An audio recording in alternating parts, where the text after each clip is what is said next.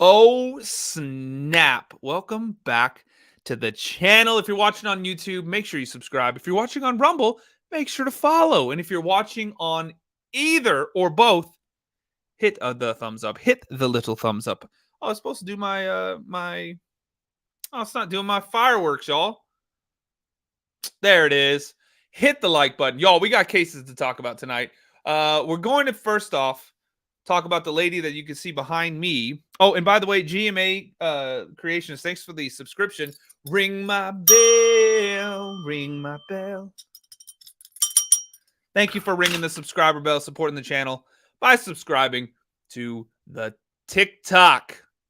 What else do we got going on, y'all? Okay, here we go. YouTube, you guys are coming in. Rumble, you guys are coming in. How many people do we have waiting on Rumble?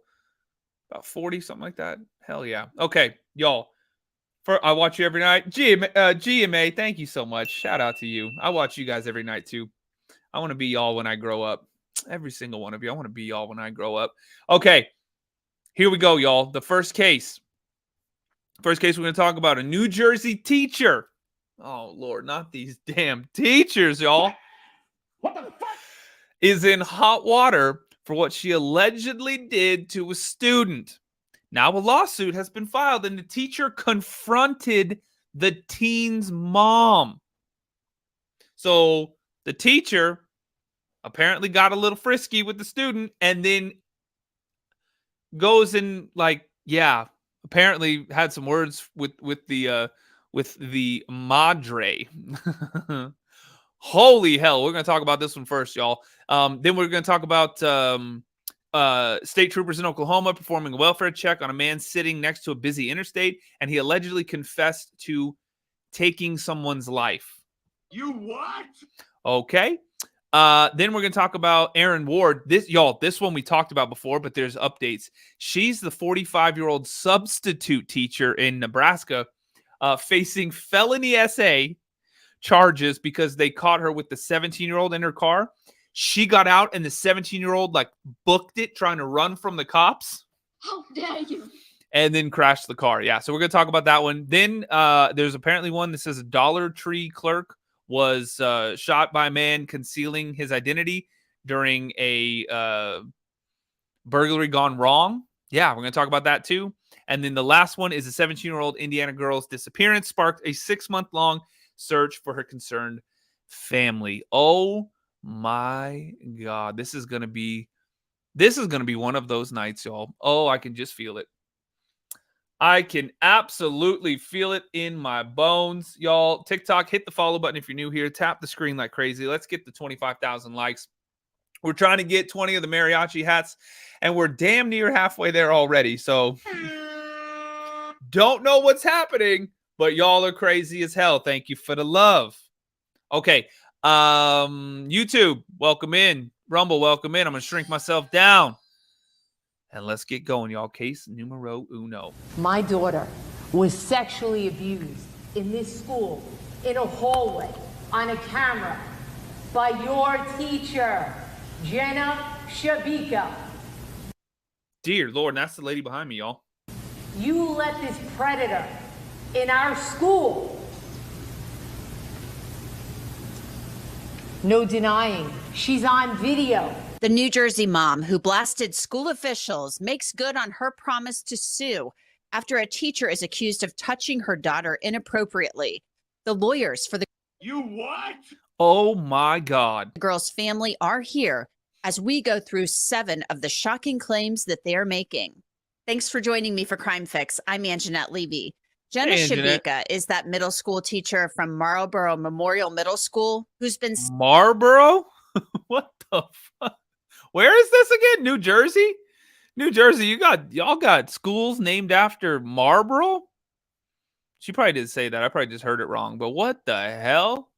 I can't even imagine that. cited for inappropriately touching a female student. Right now, Yeah, female teacher, female student. Yep, exactly. I guess I have to actually go to YouTube. Why is that? Hashtag Cat Mama. It is fun. You get to actually see the video. You guys do get to see the video. Plus, click the link that's in the top of the YouTube chat. Y'all join the show. Join the channel. And let's see some super chats, y'all, because I can post them on the screen. Same thing with the Rumble rants, y'all. I appreciate the love. I appreciate the support. Let's keep going. And TikTok, we got 10 of the mariachi hats. Only 10 left. Let's go. Shoberg faces just a citation. Whether she will face a more serious criminal charge remains to be seen. We'll have more on that in just a moment. What? Police in Marlboro Township said that the March It is Marlboro. incident was recorded by school surveillance cameras. But the parents of the student in question, the 14-year-old girl, have filed a lawsuit against the school district, the superintendent, a police captain, and several John Does. Bruh. If you thought this allegation was disturbing, it only gets stranger and worse. Take a look. The mother of the student who railed on the school board says Shoberg showed up at her house the day of the incident and tried to explain how she touched her daughter by showing her and touching her chest. Oh my God. You are crazy as hell, lady. Y'all, TikTok, you can't see this, but YouTube and Rumble, you see it. She's doing the same thing to the girl's mom. She's like, I didn't do that. I did this. And she's like grabbing the lady. You what? What's her name? Shoberg? You messed up here. That's not a good look. That is not a good look. There's some nice houses, though. God damn. Small garage, though, but nice house. The lawyer for the family says a neighbor snapped the photo. The lawsuit says that Jenna Shoberg taught students who had Shoberg. special education needs and that she was actually familiar with the 14-year-old girl in question because she had tutored her younger siblings who also had some special education needs. The Whoa. family of the girl claims they have witnesses who can testify that Jenna Shoberg engaged in grooming behavior for a long time. Oh, The hell lawsuit no. claims Jenna Shoberg Man, lady, you are sick as hell. First off, just for doing it, all right? Just right off the bat, immediately, burning in hell, you're sick as hell. Special needs students as well? Bruh. I mean, come on. Shoberg. Shoberg. Thank God you got caught, because here pretty soon, you were about to hear, FBI, open up! you crazy as hell, lady. Special needs? The people that literally have a hard time explaining themselves. Remember that one lady, y'all, that was like abusing the special need kids on the bus, but she was specifically targeting the non-verbal autistic children because they couldn't say anything? Yeah. That witch. That one pissed me off. But can you imagine doing like this? And the people with special needs? Well, I guess allegedly she is, y'all. But, I mean, come on. Special needs. You are sick, lady. How dare you? Yeah, she needs to be put away, right? Exactly. All right, let's keep going. Shoberg would routinely and openly engage in sexually explicit and flirtatious conversations with female students at the school in her classroom and in front of other teachers. The suit also references minor number 2, another student at the school, and what she claims to have seen. The suit says minor 2 indicated that Jenna Shoberg would discuss other teachers and men's penis sizes in the IE. Man, lady. You what? That's crazy as hell. You're talking about other teachers'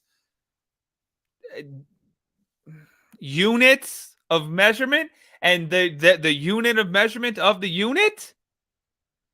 What are you doing? And how do you know? Oh my God. EP class and would openly talk about her own sex life to her 10 to 14-year-old students. The Lady, give me a break. suit continues. Minor 2 indicated that she reported Jenna Shoberg's inappropriate conversations in class to the school guidance counselor and that the school never investigated the allegations. The suit also The what? You what? No way. That's crazy as shit. They didn't do anything? The guidance counselor, if he didn't know, he was, or I'm assuming it's a he, but if it was, he was probably like, what? She's doing what? Oh, shit. I need to see you in my office after school. That's crazy as hell. Aaron says, why are you so shocked? I mean, sadly, you're right. Sadly, you're right. But can you imagine? Jesus. The audacity, it's likely a female. Is it? I'm pretty sure. I can only remember my guidance counselors like at schools always being guys. I think. I don't remember. That's a long time ago for me, y'all. All right, let's keep going. Statistically, I guess you're right. Yeah. But even still, damn, that's crazy. All right, let's keep going. TikTok, by the way, hit the follow button if you're new here. My name's Patrick. If you enjoy true crime, I'm live every single night. Keep tapping the screen. Y'all, everybody, TikTok, just rip your fingers on the screen like this. Go, go, go, go, go. Let's get 25,000 likes. And y'all hit me with the little mariachi hats. TikTok, apparently that's what they care about right now. So ding, ding, ding, ding, ding, ding, ding. Hit me with them, y'all, because that's all TikTok wants to see. And if we hit goals, TikTok will just spread the stream out and do all those cool things, which is pretty nice. Ray in the house. Ray 2.0, actually. Thanks for the follow. Y'all, thanks for the follows. Dave, thanks for the follow. All right, let's keep going. Let's keep going. Also claims that Shoberg talked about her own sex life to students and other teachers at the school. Lady, she's also accused of grooming the student in question by talking about sexual relationships other teachers were having and by discussing the influence and power that she had at the school. The suit claims Jenna Shoberg would commonly emphasize that she had a personal relationship with the assistant principal because she was babysitting her children. What the flip is going on? And Dawn's in the house. Well, Dawn, lovely to see you. Y'all put some hearts in the chat for Dawn coming in hot with many freaking multiple mariachi hats. So was that 4 of them, Dawn? You are amazing. Thank you so much. Dawn in the house. Just blazing. Oh, no. Dawn, you're amazing. Thank you for the love. Y'all, we're almost there. Let's get it. We got 6 left. All right, let's continue. It goes on to say Jenna Shoberg had a very close relationship with the guidance counselors and would routinely associate and travel with them. The suit accuses the school of fostering this type of environment and enabling Shoberg by allowing her to leave classes to have lunch with guidance counselors and the school resource officer. Another claim in the suit, Jenna Shoberg would discuss how she was tutoring an autistic child and would tell the victim that whenever she went into the basement to tutor the child, he would have an erection. Jenna Shoberg would then say that the boy would... What? What the fuck? Lady, oh my God. What are you doing? What did she teach? Man, this is crazy as hell. This is absolutely insane. Yeah, entertainment and educational purposes only, TikTok overlords. They get crazy on me. Ask her how to get rid of the erection, and she would joke about it. Oh, no. Oh, no. No, no, no, no, no, no, no, no. Oh, God. With the victim. The lawsuit claims that Jenna Shoberg touched the student inappropriately on March 13th in the hallway of the school outside of her classroom door. Jenna Shoberg, who then began fondling and... What the... Caitlin, basically, this teacher's crazy as hell. She's talking about all kinds of things that she shouldn't talk about. I guess she ran up and like massaged is how you have to say it on TikTok. A 14-year-old on the, when you got chicken, you got the thighs, you got the legs, and you got the breast. Yeah. Apparently she likes breast, if you know what I'm saying. TikTok overlords, y'all can shut the hell up because I'm talking about chicken. Not y'all in the chat. I'm talking about the overlords. The little AI robot people that hear shit and they get all mad as hell. I'm talking about chicken. But y'all know what I'm saying. She's crazy as hell. Let's keep going. Rubbing the victim's breast with one hand. That's what the lawsuit says. The suit claims that Shoberg was, quote, poking, touching, massaging, and rubbing the breast. Man, you are crazy as hell, lady. After this, Jenna Shoberg took her hand and placed the back of her hand on the victim's forehead to imply that she was getting hot.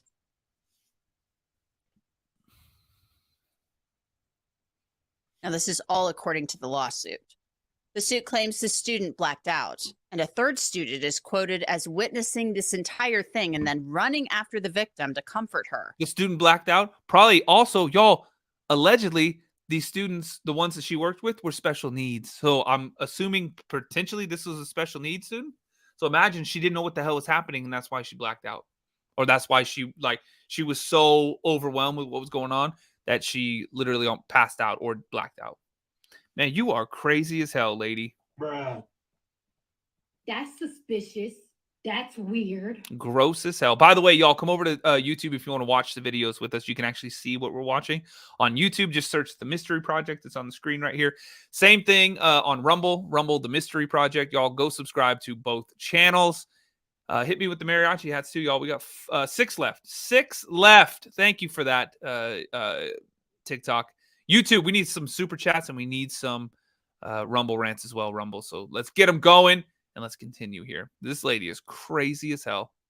The suit claims an assistant principal notified the student's mother later that afternoon that her daughter had been fondled and that it was recorded by school security cameras. Here's what the student's mother claimed another school official said in a letter to her. The school failed to see the situation for my child. Then when the damage was done, the lawyer in this district writes me a letter. And I'm going to quote his line. If anybody should be aware of this teacher's proclivities, I hope you know the definition of that. It should have been Jane Doe's parents. He blamed me for what happened down that hallway. Your teacher, Jennifer Kyli Molloy, molests my daughter in school. Send me a letter. The lawyer's in this room. He's in this room. And he said it was my fault. You've got to direct your comments to the chair, please. I got 3 minutes right here. Come over, Sal. I got 6. Go ahead. Good. They don't want to hear this lady, and she is spitting fire. I hope and pray that we don't know their name because the minor is being protected, obviously. I don't know her name, but I imagine after this is said and done, it's going to be outside on the fucking school because you're going to own it, lady. I hope she takes them for everything. I hope she does. Oh, you know what? I shouldn't have said the F-bomb. Sorry, y'all. But let's continue on. He sent me Start the this 3 minutes letter. now, please. Come on, my husband has cancer. He's got chemo throat. I'll talk for him. Please do. He sent me this letter. I have a copy that it's my fault. My daughter was sexually abused at school. I said the quote by a teacher you failed to protect my daughter from. So there is a lot more to this lawsuit that I haven't even touched on yet. So I want to bring in the 2 lawyers representing the victim's family in this case. Hell yeah. They are Nima Ameri. He filed the civil suit, and Ron Bar Nadav is representing the family on the criminal aspect of this. So let's start with you, Nima. This lawsuit is pretty astounding. The allegations are incredible that this happened in a school hallway in front of not only other students, but a teacher. It's captured on video, and a teacher, a school official calls the victim's mother later in the day and says, hey, this just happened and I have the video and this, you need to know about this. So it's pretty stunning, the allegations you all are making. Yes. First, thank you for having us. The allegations are stunning, but they're more than allegations, right? A lot of these cases. Oh, right. Exactly. No, this is New Jersey, y'all, not California. By the way, y'all, TikTok, hit the follow button if you're new here. Tap the screen. We just hit 25,000 likes. Let's go for 50,000 likes. Everybody just tap the screen, and we need 6 more of the mariachi hats, y'all. Come on, let's crush these goals. So TikTok will basically keep me in their good graces because they're getting mad as hell at me, y'all. I'm a true crime channel, so the stuff I have to talk about, the AI people, they don't like it. So they're like, oh, stop sending people to his channel. He's saying bad words. And I'm like, TikTok, I'm a true crime channel. I can only say unalive and all that crazy stuff so much before it gets annoying. That's why you should come over to YouTube and Rumble, y'all. The Mystery Project. We can say whatever we want on Rumble. YouTube, sometimes we got to tiptoe through the fucking tulips. But come on over, y'all. Come watch the video too. Let's do this. You see today that involve sexual assault of minors, at least how I've seen them, usually are things that have Dawn. Oop, that was the wrong one. Dawn. Thank you. happened in the past, right? The legislative changes have allowed people who were previously assaulted to bring their cases now, and there's not that much evidence to support their claims. A lot of he said, she said. This is a unique case where it's caught not only on a school security camera, but it's witnessed by another teacher who saw the whole thing. So the word allegation is the appropriate nomenclature, but the reality here is, what's being said happened by the family. Erin, the executioner, what are you doing in here? Long time no see. Erin, you better not hit me with a galaxy. Don't you dare do it. You what? But let's put some hearts in the chat though, y'all. We got OGs coming in right now. We got literally OGs in the house right now, like Lim Ray up in the house. The OGs coming in strong right now, y'all. Thank you so much for being here. Hey, it's been a long time. I know, that's what I'm saying. You guys are awesome. You guys are awesome as hell. Let's keep going. According to them, is supported by real lifetime video footage. Ron, right now, Jenna Shabika faces a citation. I mean, she's been cited for inappropriately touching this student. But do you expect more to possibly come out of this, since the prosecutor's office is indeed involved in this case? Do you expect a criminal charge? Thank you for having me. I expect that within the next couple of weeks, we're going to have a slew of charges that will come out against the teacher.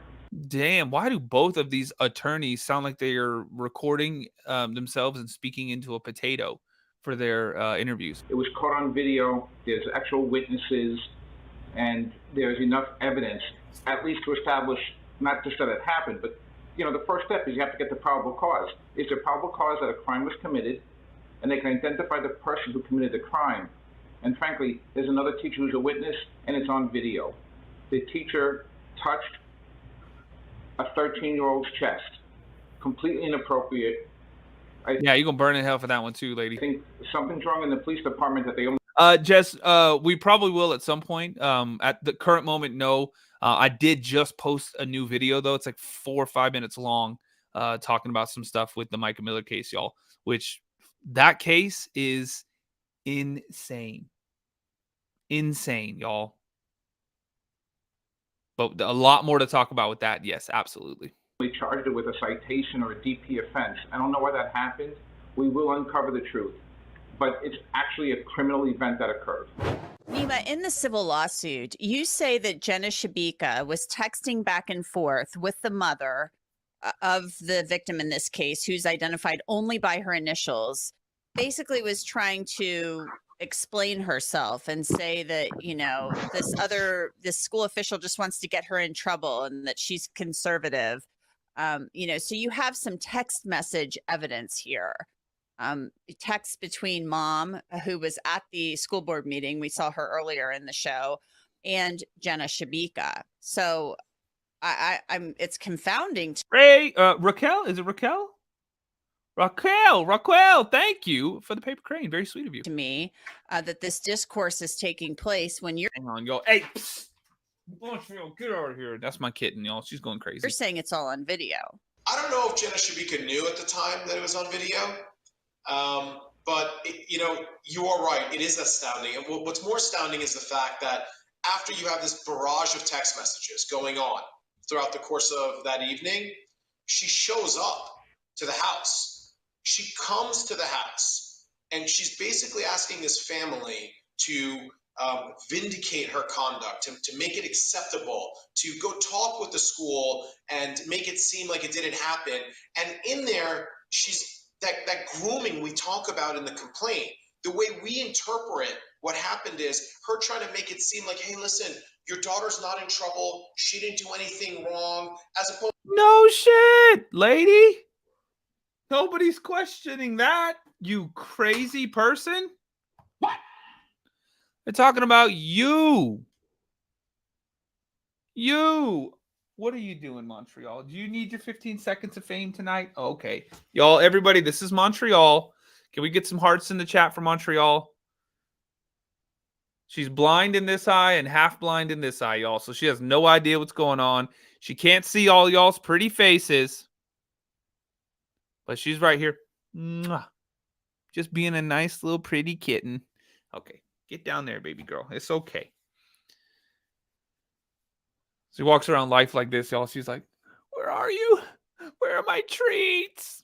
All right, let's keep going. To saying, look, maybe I did something wrong. They try to make it seem like this is about her daughter and she's not in trouble. And again, she's going to help get this taken care of so her daughter doesn't get in trouble for it. Ooh, that's crazy as hell. Let's see who can put the most hearts in the chat from Montreal. YouTube, y'all went crazy right there. That's a lot of damn hearts. I don't know. TikTok's firing off right now with hearts. Rumble, we got one. Rumble. Come on, y'all. Flood the chat with some hearts right now. It's crazy when you read this, at least in my opinion. That's how I interpret it. But then she shows up. She shows up at the victim's house. And she goes to try to justify and rationalize her actions by showing the mom how she touched her daughter. And the neighbor. That's probably the craziest shit I've ever seen. Is this teacher literally doing the same thing to the mom, and the mom's sitting there like this, y'all. On TikTok, you can't see it. On YouTube and Rumble, you can, but the mom's like this. Like, get your hands off me. Uh-oh. Y'all, I ain't gonna lie. TikTok is definitely winning the heart game right now. TikTok. Give yourselves a round of applause. I think TikTok won that one. But are y'all going to win the mariachi hats, y'all? Let's see who does it first. TikTok 4 mariachi hats. YouTube, who's hit me with the first super chat? Go. Was there watching and taking pictures of what was happening, right? You see the mom, she's crushed, she's standing there angry. Yeah, she's mad as hell. Dawn, you crazy as hell. Dawn, y'all put even more hearts in the chat for Dawn, just coming out of the gate strong. Mom still doesn't fully know or appreciate what's happened, right? She's trying to absorb it. And Jenna puts her hands on mom's breast, saying, oh, this is how I touched them. Like somehow, how you touch breasts on a 13, 14-year-old makes a difference. Yeah, it makes any kind of the mere fact difference. That you're touching the body part, an inappropriate body part on a child, it speaks volumes. There's no way. Means you are going to hell. Y'all, 200 donuts. How fast can we get it? In my opinion, to rationalize it. And you see actually that notion of rationalization, even from the attorney. His public statements try to justify what happened. He doesn't say it doesn't happen. He doesn't say this girl was never touched. He just tries to say, well, she was close with the family. It was acceptable. It was okay. This notion of rationalization is really, I think, clearly it wasn't. Stands out the most in this situation. You cannot rationalize inappropriate conduct or inappropriate touching with a minor. In my opinion, you can't do it. A minor can't give consent in any capacity. A minor can't sign a contract. A minor can't give consent at that age for sexual intercourse or otherwise. Hell no. Protect our kids, y'all. Ginger, I see you down there. Let's go with the $5 super sticker. Thank you so much, Ginger. Very sweet of you, y'all. Unbelievable. TikTok coming in strong. YouTube coming in strong. TikTok trying their best right now. 200 donuts, y'all. Let's get it. So in what world does someone think that minor can give consent to being inappropriately touched? Or how can you rationalize it? I think that's what's so shocking here. I want to go back to the comments made by the attorney for Jenna Shebika. He has claimed that this is defamatory. She did nothing wrong. He'll be filing a lawsuit, things of that nature. Blah, blah. I've contacted him many times. He has not yet returned my many phone calls. I've spoken to who I believe to be his assistant or paralegal, but no comment from him to us. But we've read his other. That's crazy. Miranda, thank you for the donuts. Kat, thank you for the super chat too. $4.99. What? Very sweet. Thank you, guys. Comments to other news organizations. But I mean, Ron, you're saying you see criminal charges coming out of this. You said a slew of criminal charges. So have you had communications with the prosecutor's office about this? I have had communication with the prosecutor's office. They're reviewing what's called a data dump on the cell phone to get all the communications, and they're putting it together. At the end of the day, though, the proof is that the teacher, with both hands, open hands, placed her hands on a 13-year-old's private parts, and so to justify it is, I'm a close friend, I should be allowed to touch kids. And that just can't. Lady, you are crazy as hell saying that you justified it. You're a close friend. You know what sucks? Shabika, or whatever your last name is. Sadly, a very high percentage. What's the percentage, y'all? It's like shockingly high, disgustingly high, that the people that do abuse these children, they do know. It's family. It's extended family. It's close friends. It's a piece of shit teacher like you. Unfortunately, that's more of an admission of guilt than anything else. You idiot. What? What the fuck? Oh, it's okay. We were close friends. Lady, go to jail. Can't stand. As far as, the attorney's concerned, I get it. I'm an attorney. He's an attorney. But I think he's also treading on thin water, right? He's on thin ice here, because there are cases where people. That's one way to put it. Yeah, volcano time, Julie. Exactly. Y'all, do me a favor. We got 300 people watching on TikTok. Will you guys hit the follow button? Make sure you're following the channel. Jess, thanks for the heart puffs, the love puffs, whatever that's called. Y'all, hit the follow button. Tap the screen like crazy. Let's get 50,000 likes real quick. Hit me with the donuts. Don, thank you. And then, y'all, do me a favor. Click my face. Go to the profile. There's a video. I didn't pin it. Shit, I forgot to pin it. But there's a video I just posted. We all go leave a like and leave a comment real quick. Go leave a like, leave a comment real quick, if you would. Help spread the word about the video. Help spread the word about the live stream and everything, y'all. I would appreciate it. Go leave a like. Go leave a comment on the latest video, y'all. The latest one. All right, let's continue. Intimidate a witness, and there's certainly the victim bill of rights. And the victim has a right to express how they're feeling. Now, if you're going to go out and try to defame a victim, well, there might be consequences to that. So that's probably why somebody would not be answering the phone. This is not the forum in which that would be litigated. Certainly, I think that if he's threatening to sue, he's more than welcome to sue. He knows exactly how to do it. There are a lot of stunning allegations in here. I mean, the touching is, not next level, that this happened out in the open and that a school official is calling and telling mom, and she should, hey, this happened. So they did the right thing there, calling and notifying mom as soon as they were made aware that day. But, one of the allegations in here, the grooming behavior you talk about, paragraph 57, Jana Shabika told the student that she was single and that she and another teacher had been flirting to the point that they cut out pictures of penises. Oh, my God. Pennies. TikTok overlords. Multiple pennies. Pennies is what they said. Why does she keep saying allegations when it's clear on video? Because she hasn't been convicted. Dog crazy lady. It's allegations. It's allegedly until she's proven guilty beyond reasonable doubt, beyond a shadow of a doubt. So, because technically she's innocent. Technically she's innocent until proven guilty. Cut out pictures of. Where's the eagle at? We need an off-the-grid eagle so I could break the eagle out, y'all. But the parts. And put them into Jenna's pocketbook. What the hell is wrong with this lady? There's some weird shit going on, y'all. Send the asteroid. Lord, send the asteroid. This is crazy as hell. Oh, wow. Just the fact that these conversations were taking place, allegedly, Unfortunately, yes, you got to say that. Kimberly, thank you. Entertainment and educational purposes. Thank you for the Venmo. Very sweet. Got the off-the-grid action started. Thank you for the first off-the-grid of the night. Actually, second. Lindsay, if you're in here, I got that earlier. Thank you so much. Before we went live, Lindsay went haywire. Thank you for the off-the-grid love. So we got 2 tonight, y'all. Let's see if we can get 10. These are allegations at this point. We're certainly not convicting her. Wow. I mean, how long was this going on, do you believe, before the actual touching took place? I mean, because she's tutoring the siblings for, I believe, a year beforehand. So that's a great question.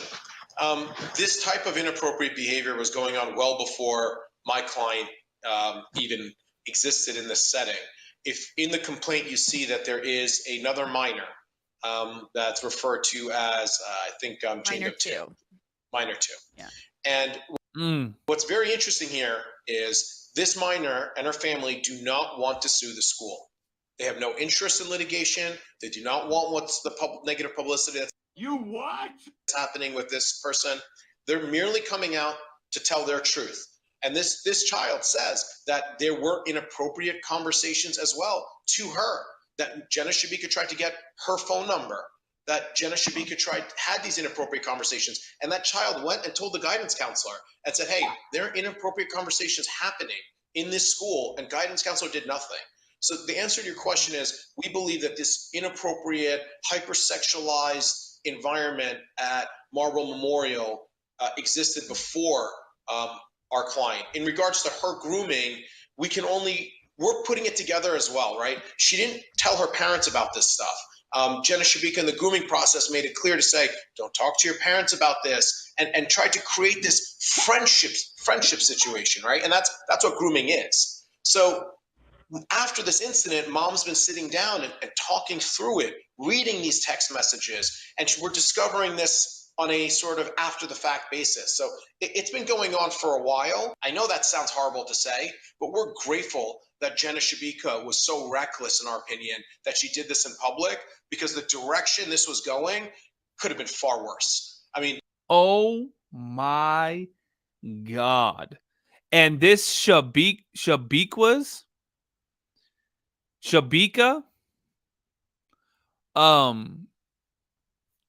is like, oh, what? This never happened. And they got all this. Shoberg, we got one thing to say to you. Why the fuck you lying? Why you always lying? Oh my God. Stop fucking lying. You crazy as hell, lady, thinking people gonna believe you. Unreal.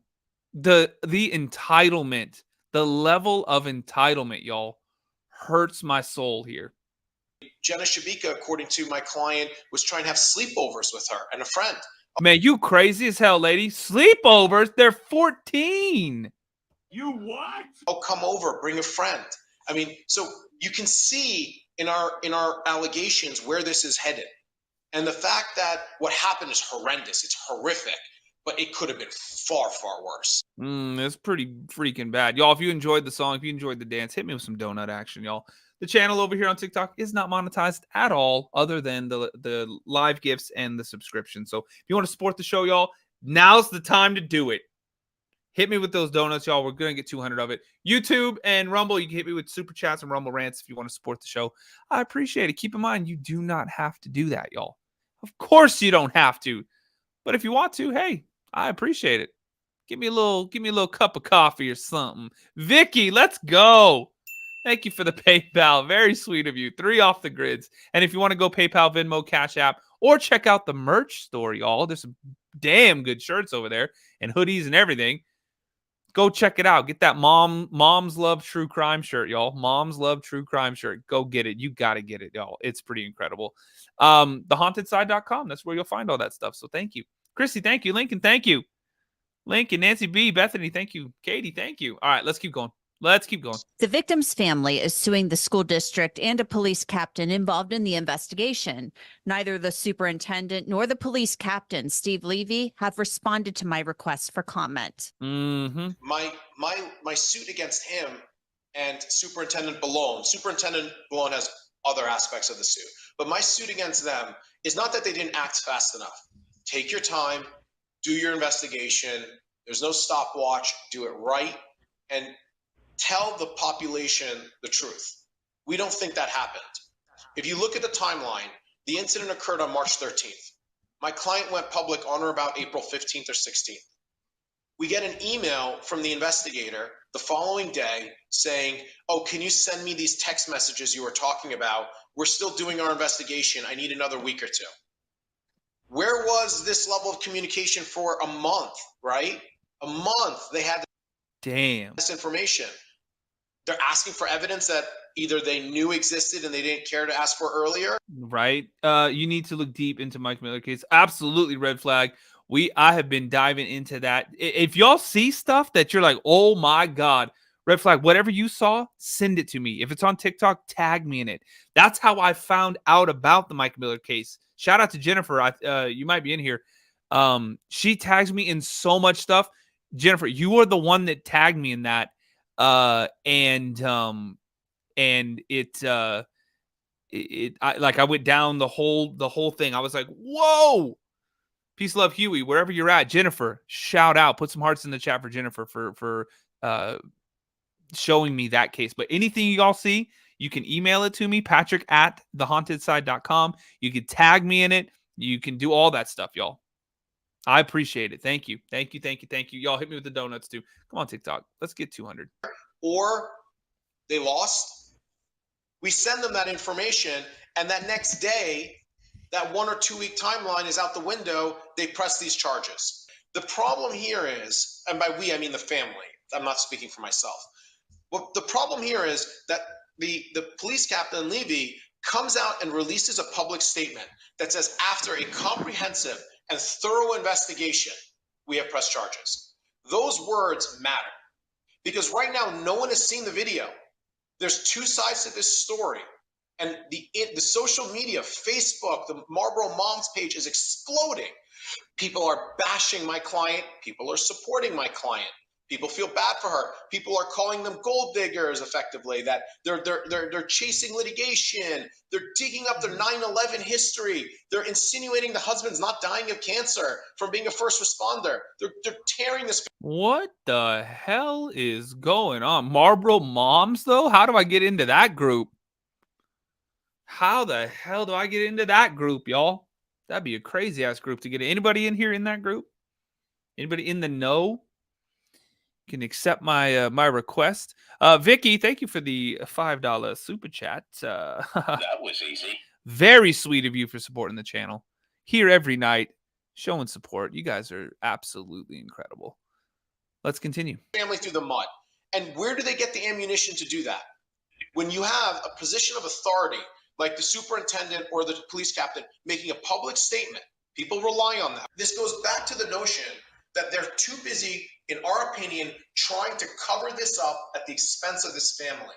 The suit against them is tell the truth. That's it. I will drop the lawsuit against the police captain tomorrow if he comes out and he puts a public statement out that says our investigation is still ongoing. It wasn't thorough and comprehensive. We don't want money from them. We want the truth. Damn, bro. What's he going to do? You think he's going to do it? Erin, thank you for the donuts. And again, those were the attorneys for the student's family, Nima Ameri and Ron Bar Nadav. As I mentioned earlier, Jenna Shabika has denied this allegation through her attorney, Mitchell Ansell. You denied it, didn't you, Shabika? Why the fuck you lying? Why you always lying? Oh my God. Stop fucking lying. Yeah, quit lying, lady. Quit lying. I've contacted him several times requesting comment, and he has not returned my calls. He did tell the Asbury Park Press, though, that we are confident that when a judge hears all the facts in this case, Jenna will be completely exonerated and her good name and reputation will be restored. I doubt it. More like they're going to lock her in jail and be like, be gone, fuck! Also reached out to the Monmouth County Prosecutor's Office to check on the status of get your girl. Thank you for the donuts. This investigation. At the time of this recording, I had not yet heard back. Oh my God. Shout out to Jennifer. Jennifer, yes. Thank you for the Venmo. And y'all, Jennifer, that's who sent me the Michael Miller case and so many other cases. Jennifer, you are amazing. You tagged me in so much stuff. It's fantastic.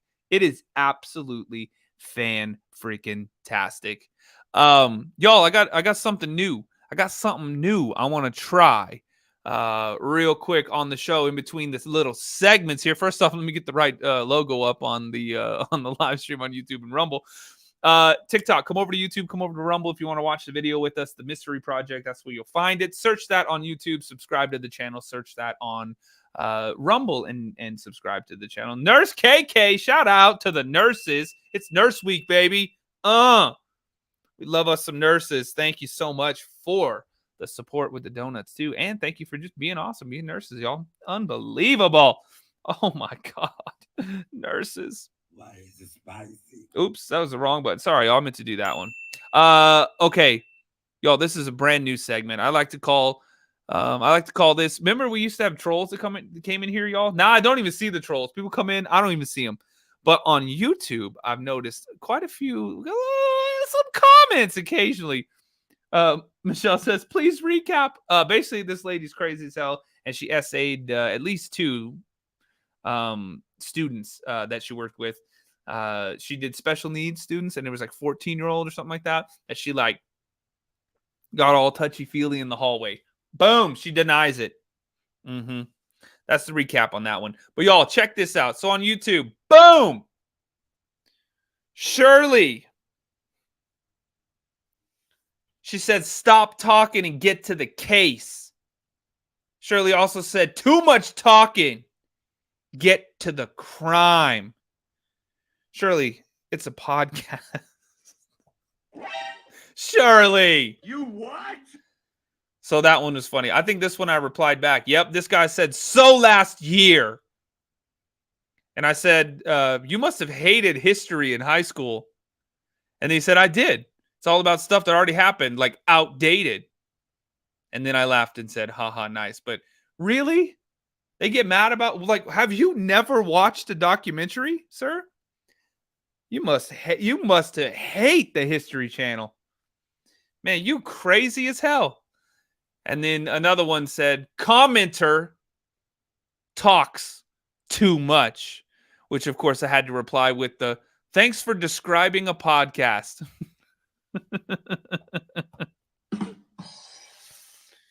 And that's it. That's all the hate I could find. Yeah, surely not me talking exactly. But that's all the hate I could find, y'all. It's not very plentiful nowadays, which is amazing. You guys are pretty incredible for supporting me so much. Okay, let's move on to the next case, shall we? Boom, this guy. Oh, Lord have mercy, with the Super Mario shirt on too. Oh, but TikTok, real quick, hit me with some donuts. Hit me with some donuts. We got 49 of 200. Everybody, just hit grown-ass man on his own podcast. That's it, Julie. Y'all, hit me with the donuts. Let's get to 200. We're at 49. We can get this. Chrissy, thank you. Okay. Here we go. Moving on to the next case. Oh, hold on a second. Julie, for bigger volcano acquisition. Julie, thank you for the Cash App. Y'all, Venmo, PayPal, Cash App, if you want to support the show directly and not pay the overlords on TikTok or any of the platforms, thehauntedside.com. You can find all the ways to support the show, thehauntedside.com. Okay, here we go, y'all. This one is crazy. This one, listen to this. State troopers in Oklahoma were performing a welfare check on a man sitting next to a busy interstate when he allegedly confessed to taking someone's life. What? Yep. Let's dive in and see what happened here. Troopers in Oklahoma checking on a man sitting on the side of an interstate ended up solving a 7-year-old cold case. Yep, we're digging into this. Lord have mercy. Party Dana, good-looking guy. Surely you're not talking about me. It must be Mario Kart guy back here. This man's alleged confession and the chilling new details about his attempts to confess in the past, all with Police Sergeant Kyle Shoberg. Welcome to Sidebar, presented by Law&Crime. I'm Jesse Weber. October 5th, 2016. That is when 19-year-old Jennifer Molloy, who went by her middle name Kylie and the nickname Smiley, was found dead in her apartment in Edmond, Oklahoma. Police, dear God, say they followed up on multiple leads. They were never able to make any arrests. It was a cold case. But then, You fast forward just now, May 3rd, 2024, almost 8 years later, Oklahoma State troopers stopped to do a welfare check on a man sitting on the side of Interstate 40, not suspecting anything more. Troopers called Edmond police when 28-year-old Joseph Tyler Beck suddenly confessed to strangling Kyli to death all those years ago. In a Facebook post with photos of the arrest, Oklahoma Highway Patrol said, quote, "This is yet another example of how a trooper never knows exactly what he or she will encounter on the side of the road. Good job by everyone, and we hope this ultimately ends in answers for an Oklahoma family." Dear Lord, that is crazy as hell. I want to talk about Beck's alleged confession and his connection to Kyli and her family. Let me bring in right now Kyle Shoberg, sergeant with the Citrus Heights Police Department in California, co-instructor of the Patrol Survival Tactics Seminar, and host of the Shots Fired podcast, which is available on YouTube as well. Right, Kyle? Correct. Yeah, we're on YouTube. Yep. All right. Well, good to see you. Thanks for coming on. My first question to you is your reaction. You have this man apparently spilling this secret after more than 7 years in the most strange way possible. Yeah, so this is actually a super complex case. And I think when people first read this, they think, well, this guy probably had all this guilt. These cops contact him on the side of the road, and he just confesses to killing this girl, and then they just book him for murder. And that's just not the case. There's actually a lot that goes into these types of cases. And honestly, when you have a cold case like this where the cops have exhausted all leads, they couldn't come up with a suspect, they may have had a lead on a particular suspect, or maybe they were even looking into this guy as a potential suspect. But if the evidence isn't there to actually charge him with that crime, they have to let time go by and hopefully develop something later on. And in this case, I think for this individual, he's sitting on the side of the road. 8 years have gone by after he's committed this heinous crime. He was really good friends with this girl. She invited him over to the apartment. And I think all that pressure and guilt was just building and building over time on this guy. And, the state troopers made that statement about you do never know who you're contacting. Rita, thanks for the follow. Out on the street. Y'all, TikTok, hit the follow button. YouTube, hit the subscribe button. Rumble, hit the subscribe button. And that is one of the unique things about being a police officer and contacting multiple people every day out in the field, traffic stops, pet stops, you name it. It is extremely dangerous. You do not know who you're contacting. And in this case, this guy did murder a girl, and he is, on the run. And you don't know if that pressure has built up so much as soon as these cops contact these people, if they, they're thinking they're paranoid, they're thinking the cops are on to me, they know what I did, and they lash out and either commit violence towards the officer to try to get away. Well, fortunately, go ahead. Here's the thing, though. Like look, we still don't know more details. It felt like he was just hanging out side of the road. There was a welfare check. It wasn't like, they barged down his door. They brought him in an interrogation room. You confess now. He just seemingly confessed on his own, which makes me wonder if it is that guilt element. And we'll explore this a little bit more. But in your experience, have you ever seen anything like this where somebody is picked up or somebody walks into police headquarters and just admits to something that nobody even thought that they were a part of, or something out of left field? Have you ever seen anything like that before? I have in my 18 years. I have seen cases like that happen. It is rare, but I do agree with you. I think in this case, he's not some hardened criminal. I think he lashed out, he snapped, and that was weighing on him all this time. And so fortunately for the cops that contacted him, he decided not to lash out against them to try to then get away. But you're right. I mean, there's a lot of things that go into these types of cases. As soon as this guy confesses to killing this girl, the cops are obviously probably taken off guard by that.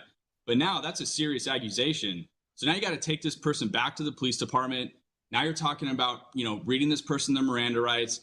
They have the right to not self-incriminate themselves. And so there's a lot of things that go into that.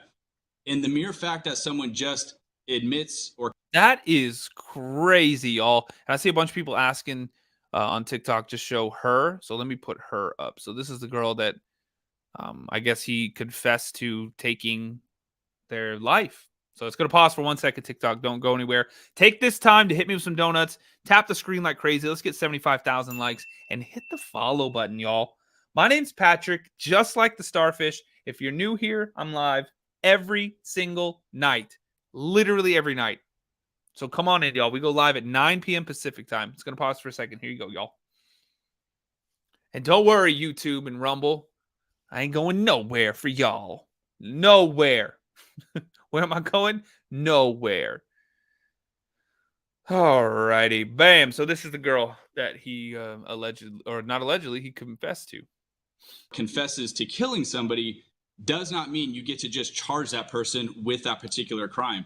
So in this case, the officers have to go back and really do an in-depth interview with this person. And it mentions in the news that he was able to give details about the crime that was never released to the public. And that's the key thing. And with these homicides, especially if you're going to come across. Oh, man. And her name, y'all, is Jennifer Molloy. Jennifer Molloy.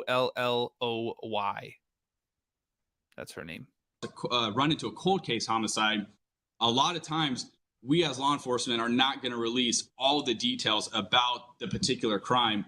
That is something that we are going to hold to ourselves for an incident like this, where we don't give everything to the public because we don't want everybody to know everything about the crime. Or somebody to come out and say, hey, you know, I had a part in this, because there are people who are crazy and come out and say, I'm the real killer. But that's why you have this information. I agree with you that it had to be something that only the killer would have known. I want to explore a little bit about this interview, though. So Beck does this interview with Edmond Police, and according to an affidavit, he goes into this very graphic detail when he speaks with detectives. Dawn Marie, thank you for the donuts. Y'all, don't let Dawn get them all. Marnie, basically, there's a guy that was sitting close to the freeway in Oklahoma. The state troopers come to check on him, make sure he's okay. They do a welfare check, and then he just randomly confesses to taking this girl's life back in 2016. He had apparently known Kyli for years. The two had worked together at a Subway restaurant at one point in time. And he tells the detectives, or allegedly tells the detectives, that he was attracted to Kyli, invited himself over to her apartment in 2016 to possibly sexually assault her. He claims he made these kind of romantic advances towards her. She rejects him, tells him to leave. He becomes angry. He becomes violent.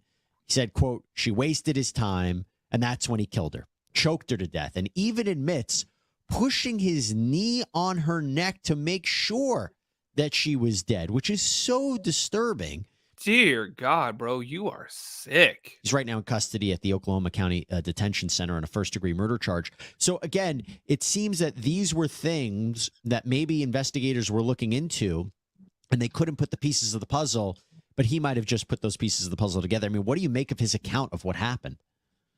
Yeah, well, I do. It's extremely disturbing. And I think a lot of times when you have crimes like that, where you have a 16-year-old girl murdered in an apartment, you know, random acts of violence like that happen far less. I think she was 19, though. I think she was 19. Okay, so sorry, 19 years old. So she's a teenager. So random acts of violence like that happen, you know, less than people, you know, think that they do. Usually, when you have a crime like that occur, generally speaking, you want to look at people in that close circle of either family members or close friends. And in this case, you have a coworker, they're friends. You wanted to try to, you know, have some type of romantic relationship with her. Oh, hell no, y'all. He's wearing a Domino's jacket in that one. What if he was the delivery driver? Some dude went out, did this, and then started delivering pizzas afterwards. Just imagine how messed up that could have been. All of a sudden, he delivers a pizza to somebody that he's like, oh, I think I'm attracted to this girl too. Bust in the freaking door, and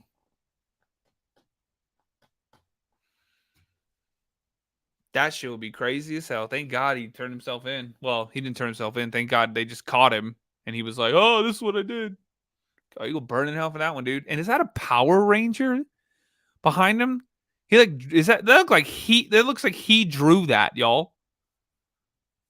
Whoa. This dude. Okay.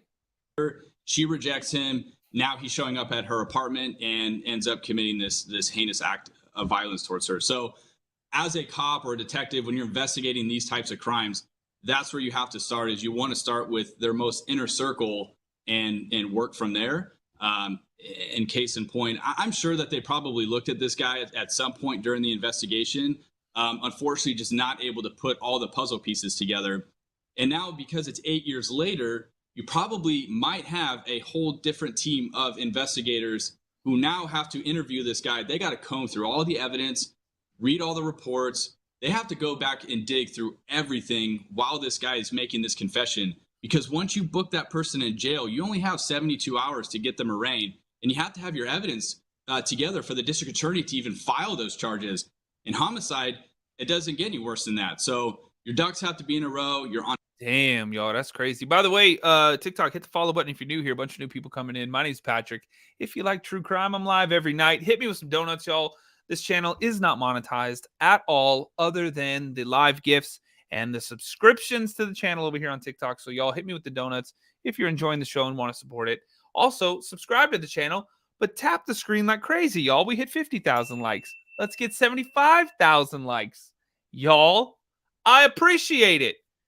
And YouTube and Rumble, love you guys. Keep it going. And TikTok, if you want to watch the video with us, like actually see the video, come over to YouTube. Just search The Mystery Project. Go subscribe. And on Rumble, the same name, The Mystery Project, on YouTube and on Rumble. Y'all come over, hang out. We got 70 people watching on YouTube, and we have 200 people on Rumble. So y'all, come join the party over there. A very tight and watch the video with us. Time window. All of those things have to be done.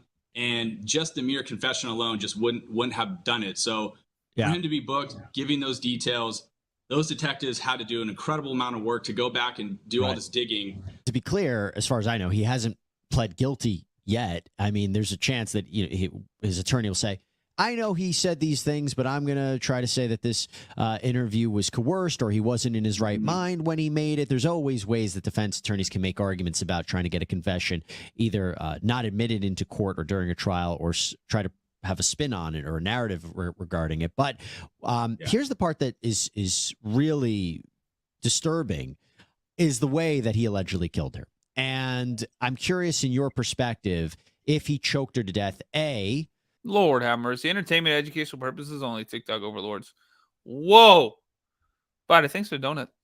Does that make it more difficult to track down who would have done this? Is that one of the reasons why this was a cold case, the manner in which she was killed?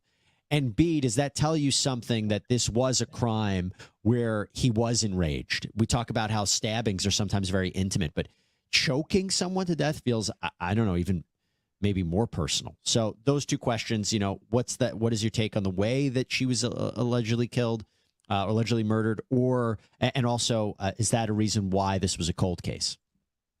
Yeah, so I don't think he had any intention of really formulating a plan on how he was actually going to murder this girl. I've been to a lot of domestic violence related deaths, and usually when you have someone that's been choked, strangled, things of that nature, it's generally a close type of relationship like that, where it's very personal for the person that's committing that murder to choke that individual. It's a personal connection.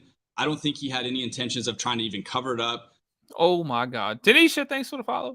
That would not really play a big factor in trying to track down. And you got touch DNA nowadays, where just you merely touching the individual, your DNA is going to be left on that person's, unless you're wearing gloves or something of that sort. But I highly doubt he has something that calculated to try to get away from this crime. I think it was a passion thing.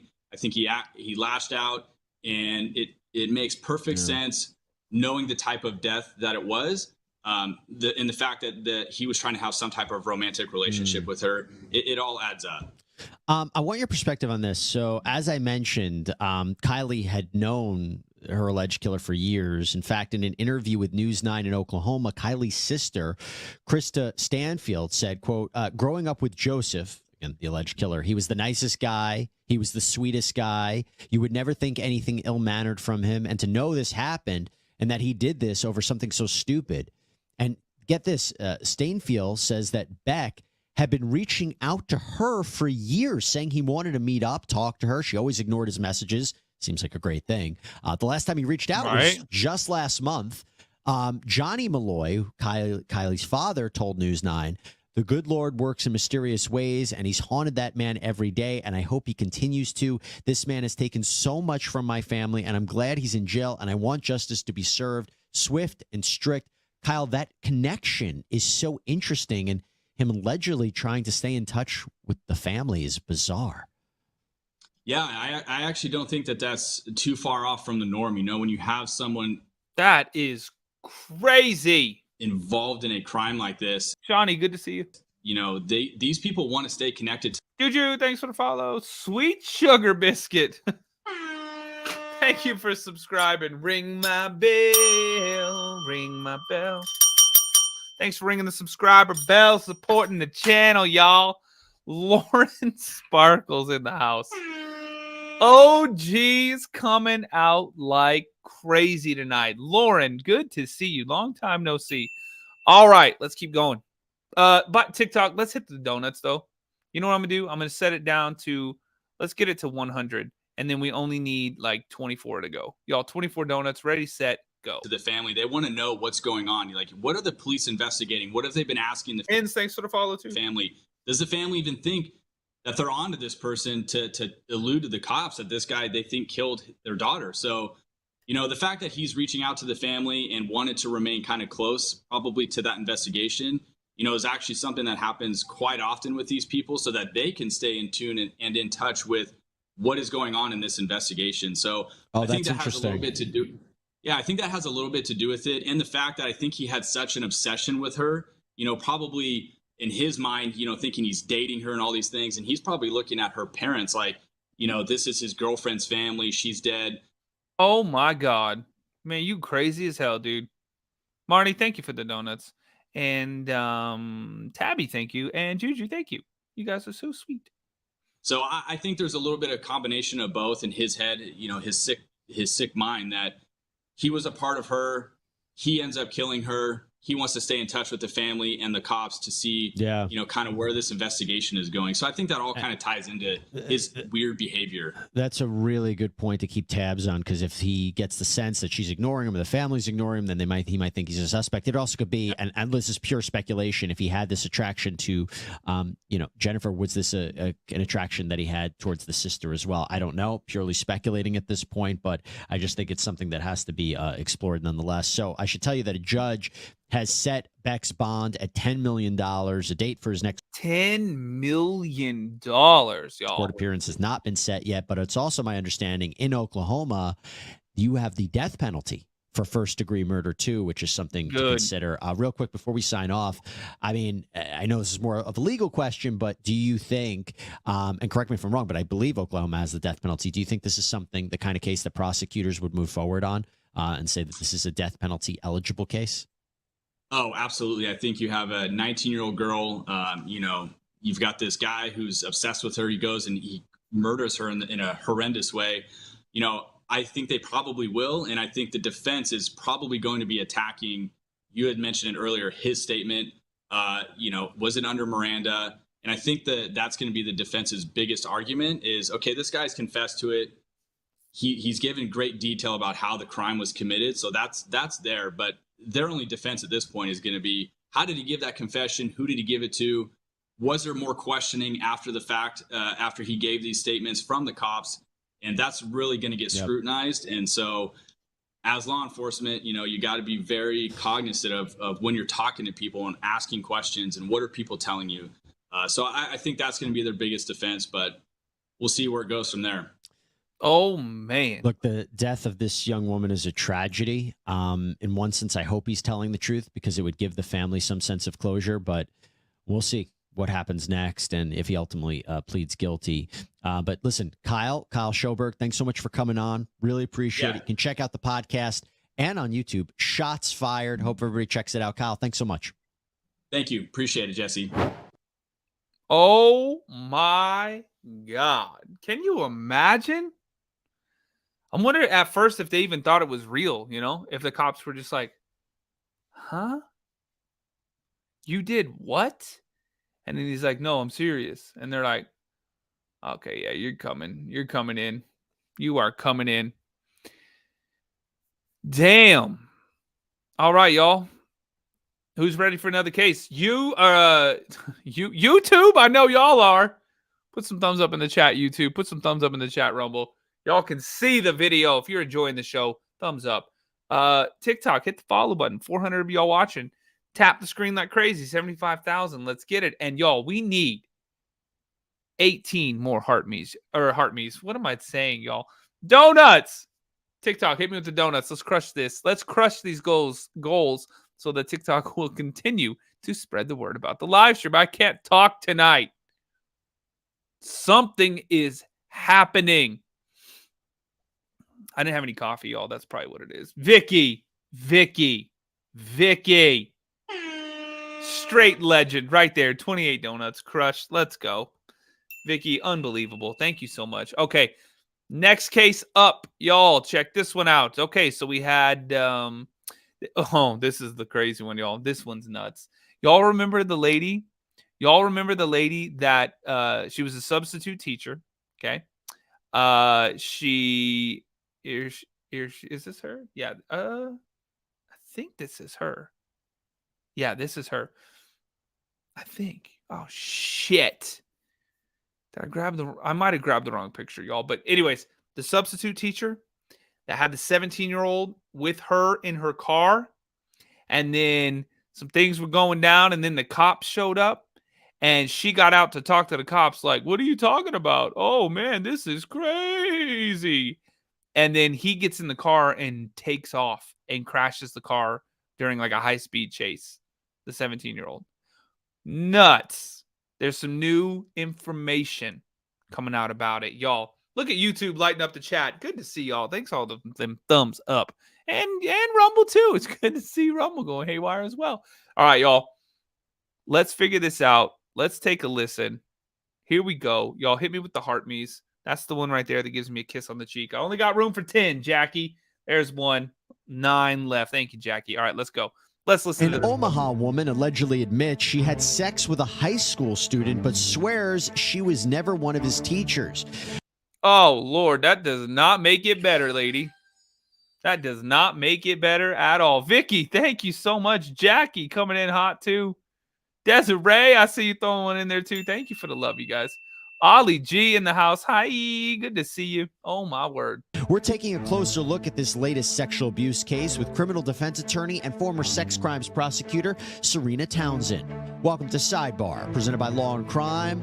I'm Jesse Weber. A search warrant is giving us new details about the case of Erin. Holy hell, that lady, YouTube, is this lady, TikTok, which neither one of y'all can see, but she does not look the same. Erin Ward, this is the Jackie, 45-year-old substitute teacher who was arrested in Omaha.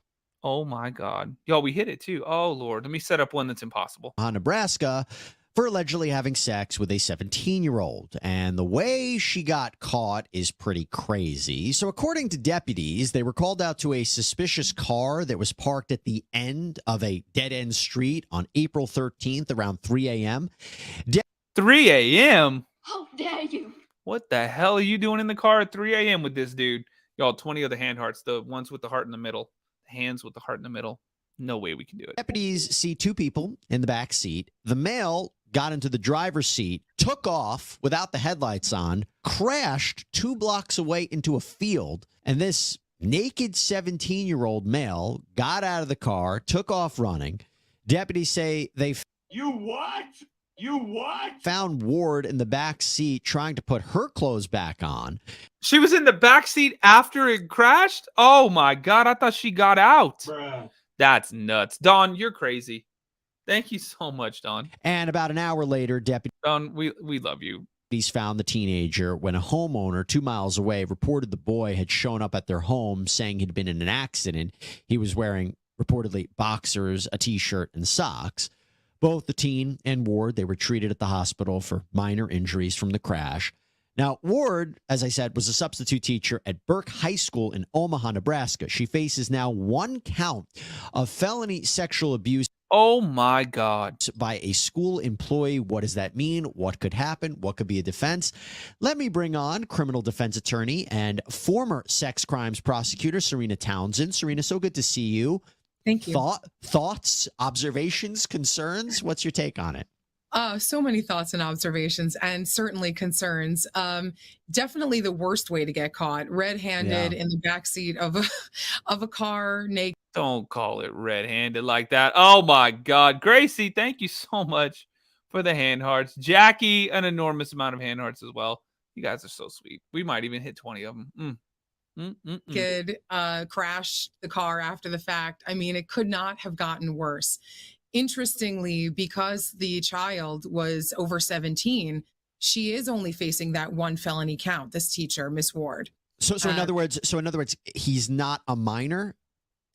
In other words, the way that the Nebraska Penal Code works is that if you are 17 or at least over 16, you're not going to get charged with sexually abusing a child. Statutory rape. Yeah. Rapes. But what they do have, which is a really great statute, is a statute that specifically targets employees of a school. So the fact that she was a teacher means that she was in this position, a position of trust, that if you take advantage of that trust and you sexually assault one of your students, or even have sexual contact or sexual penetration with that student, you can be facing a felony count. And that is what she's facing. It's very interesting. Yep. And let's explore that a little bit. So it says, the statute, any school employee who engages in, and I would imagine this would be the one, because sexual contact is a felony, but it's actually a lesser felony. The higher felony here would be sexual penetration with a student, is guilty of sexual abuse by a school employee in the first degree. Holy hell. That could carry up to 20 years in prison. We'll talk about what that can mean in a second. But I want to go back to this because Ward, reportedly, Ward and this 17-year-old both admitted to having sexual relations. Ward purportedly told deputies that she had sex with this teen multiple times, always in her car. She always says she met him at the ice skating rink, but she says she was never his substitute teacher. Is that the defense, that she wasn't his teacher? You know, when you want to get off on a technicality. How dare you? That is crazy as hell, lady. And again, not a very good excuse. I guess that's where you got to go. She already confessed to the sex. So I don't, she can't say it wasn't me. She can't say it didn't happen. And so damn, she's trying to go all, she can't go all shaggy. It wasn't me, but she caught you in the counter. It wasn't me. Even had him in the shower. It wasn't me. No, you know what they're saying? Oh, damn. Why the fuck you lying? Why you always lying? Oh my God. Stop fucking lying. But apparently she ain't lying. Although she didn't teach him. She wasn't his substitute teacher. Her lawyer is actually going to be strapped to find a good defense. And it may be that her lawyer has to go with, well, she wasn't his teacher. But is that a defense if you're not someone's actual teacher? Does it matter if you're a teacher in the school and you have sexual relations with somebody who's not in your class, or is that a defense? The language of the statute is what's going to control here. I don't believe the statute gets so specific as to say it has to be that person's teacher. I do think that it says a member or anybody that works for the school district. What if it's the janitor lady? This lady, not the lady talking, but the janitor. What if the janitor did something with one of these kids? Oh, well, he's not a teacher. He was just cleaning the toilets. He can't. That's not even a close to it. No, you moron. As long as you are an employee of the school and that this is a student of that same school, I think you are. Ding, ding, ding, ding, ding, ding. Tell her what she's won. 20 years behind bars. Are liable. And I don't know that a jury is necessarily going to want to even parse out those details. I think they're going to hear this was a teacher. She took advantage of her opportunity to groom this child.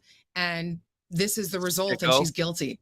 Yeah. Any school employee who engages in sexual penetration with a student, not their student, but a student.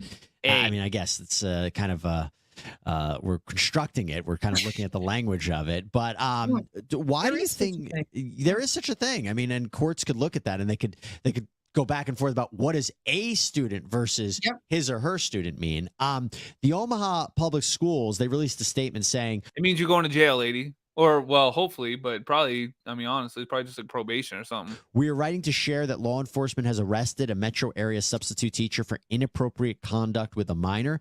The individual worked at Burke High several days. It's crazy as hell, too. She's just a substitute teacher, too. She's a substitute teacher.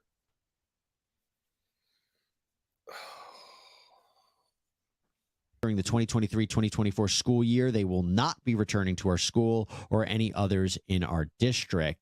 Does that feel like an adequate response? Because every time we Oh my God, Desiree, right? Take her car away.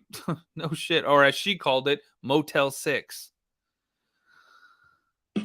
cover these cases, we wonder, how could the school let this person around students?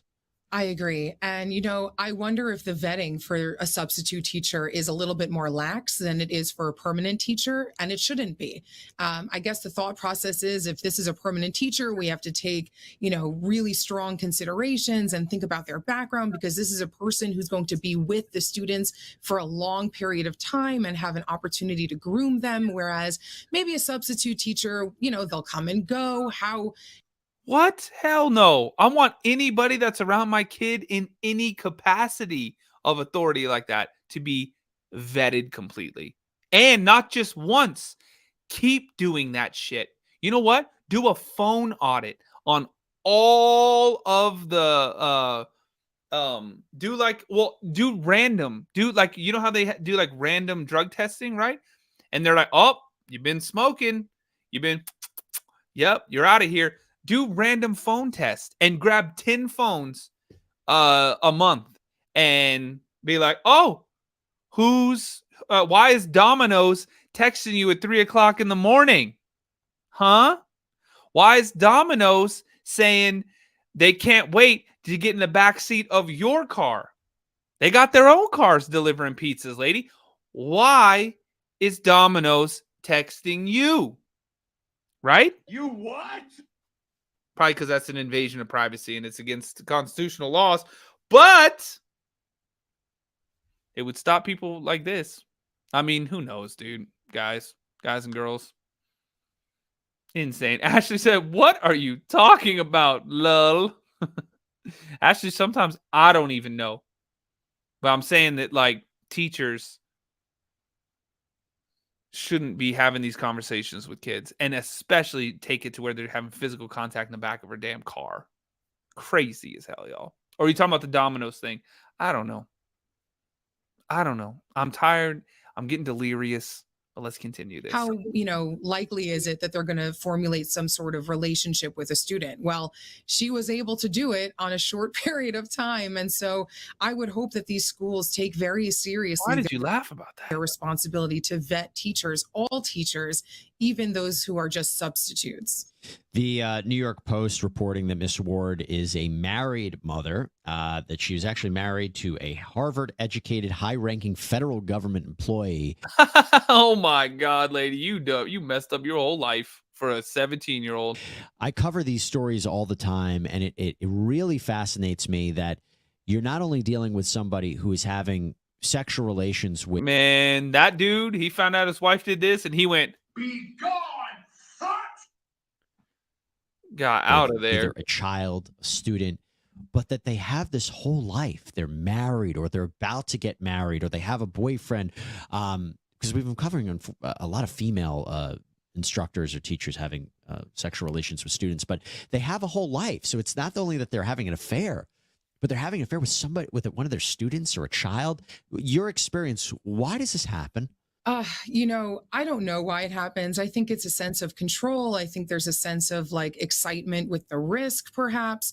Although the attraction to a child to me I've never really understood that at all. It's disgusting.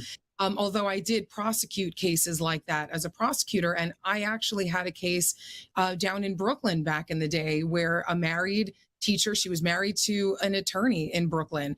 And he was there at her arraignment. He was there while I was prosecuting her case. Eventually, it did end in divorce, but I've seen it happen. I've seen it with female teachers like we have here. Sometimes people can't believe that it happens. It happens all the time with female teachers and male students. And it's really, it happens more, I think, than what people think. It happens too often. Yeah, because a lot of it probably doesn't even get reported. Crazy as hell. TikTok, hit the follow button if you're new here. My name's Patrick.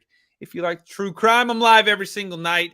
YouTube and Rumble, y'all hit the subscribe button or the follow button, respective to whatever platform you're on. TikTok, if you want to come watch the videos, we're live on YouTube and on Rumble. All you got to do is search for The Mystery Project. It's on the screen right there. That is the name of the channel on YouTube and Rumble. Mariel's in the house, y'all. Oh my God. Shout out to Curse Cosmetics. Holy mackerel. Pin that comment, y'all. It won't let me. No, yes, it will. Boom. There you go. Get yourself some of that black lip. What is it called? Not liner. That's old school. What's it called? She'll tell me. But you call it something different. Not, what's it called? Matte something? I don't know. Look, love you, friend. No, we love you. Lip potion. That's what it is. Y'all. That was easy. It's a lip potion. You want some black ass? You have hella other colors though, but get that goth look going, y'all. They had them black lips. That shit is crazy as hell. Look at amazing though. Y'all go check it out. Go blow up her shop because it's crazy as hell, y'all. She went viral. You went viral on TikTok, didn't you, Mariel? You start putting on. Oh, and she always makes sure to throw in. It's kiss resistant. What? Why is it spicy? Kiss resistant? What does that mean? Bruh. That's suspicious. That's weird. Love it. That and those collabs are crazy. That's the truth. Blow up her shop. Way to sell it, right? Yo, that's free too. No dollars have exchanged hands. Never, ever, ever. Okay, let's keep going. Let's continue because this lady is crazy as hell. You're going to burn in hell and you're going to jail. Y'all hit me with the hand hearts, though. Hit me with the hand hearts. We need what? None. Y'all hit it. Jesus Christ. Who just sent like 47 hand hearts? Was it Mariel? I didn't even see it. Okay, hang on a second. Let me find something real quick. Let me find something real quick here. Let me find something real quick. Oh, y'all. This is it right here. 20 of the Marilized Leguana crowns. Y'all don't even know why we call it that. Let's find out. Let's go.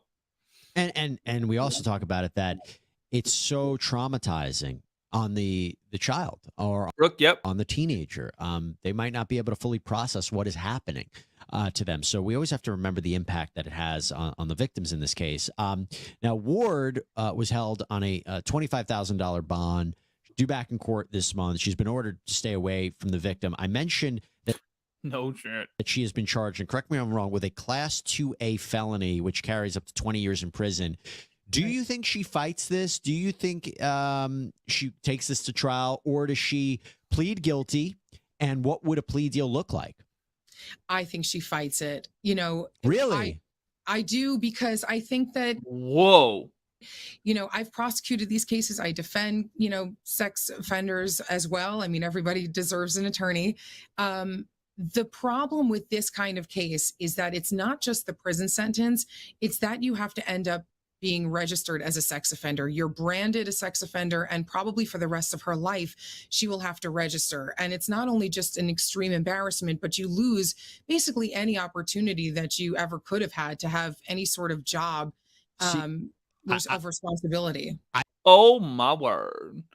Angel says love from Jamaica. Let's go. Shout out to Jamaica. Lovely. Lovely to see you. Welcome in. I used to know a word, a Jamaican word, but I think it's a bad word, so I'm not going to say it. I hear you. Because I don't know what bad word it is. I might be like a real bad word, and I have no idea what I'm saying, so I'm not going to say it. But I think the fact that this is in the media and Angel's like, nah, go ahead and say, yeah, that's exactly what I was gonna say, Angel. Doesn't that just mean like mother effer, basically? I think. If you give me the okay, I can't. Can I say it? Thumbs up in the chat, Angel, if I could say it. I think I can. LOL, basically, yeah, it's like calling somebody a mother. I just need confirmation from Angel with some thumbs up that I can. Sized. She already has a stain on her life, and she does. That's true. The goal is to avoid years. Of course, you can say it. Bumaclan! That's what you're supposed to say. All right, let's continue on, y'all. We're getting off track. I'm like scatterbrained tonight, and then I see things happening, and I'm like, squirrel. Y'all know that about me. We need it sometimes. Nailed it. Thank you. Thank you. Thank you, Angel.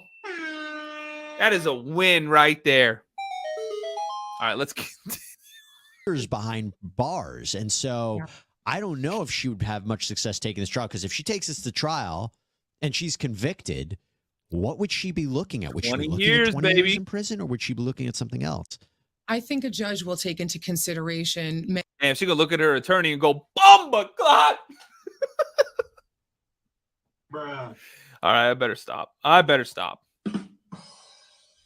Many things, including the fact that she has a spotless criminal history. I guess they'll A little ADHD tonight. A little say maybe it's a lapse tonight. in judgment. I don't think that even though she's facing 20 years that she would get it. I do think that if she has a strong attorney who could argue on her behalf behind the scenes and mitigate this to the DA and just essentially say, look, this was a bad thing, but she's not a predator. She is somebody who could be rehabilitated. She'll do What? But she is. all of these sex offender programs. I do think that a talented attorney might be able to get her something like probation, but she will Really? have to register. It depends. Well, I've it's been- also the age, right? Right. It's also the age. Oh, you've been able to get that. Yeah. Yeah, listen, not everybody's me, but you could Yeah. get a good attorney who could really argue on your behalf and get you out of prison for something like this. If they know, they could flip that confession Right. and say, look, the Right. confession is terrible, but at least she confessed. And the age, right? If he is 17, it's different than if it was a 13-year-old. I'm sure that's a mitigating factor. 100% it is. He is 17. There's a reason why she's not being charged with the higher level felony of sex abuse of a child.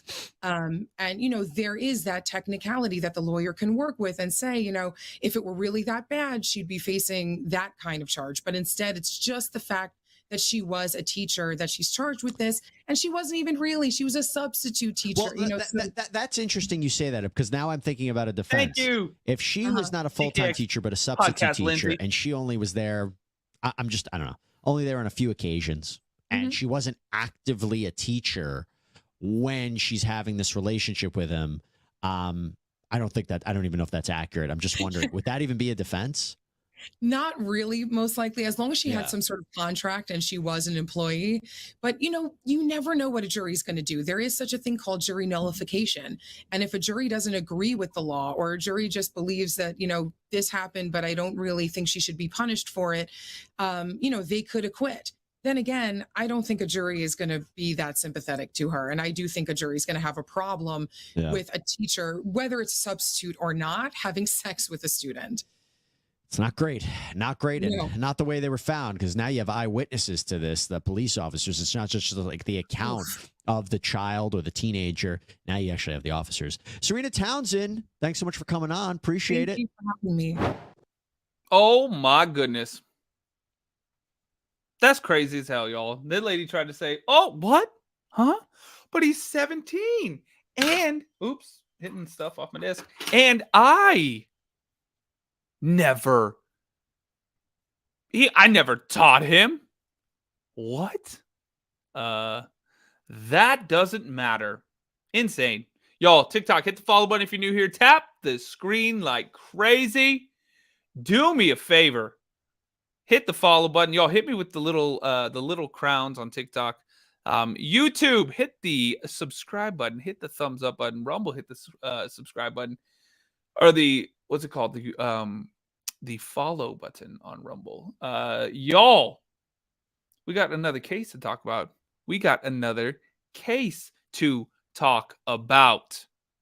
In fact, we might. Do we have two more, or do we have one more? Oh, no, we have one more case to talk about.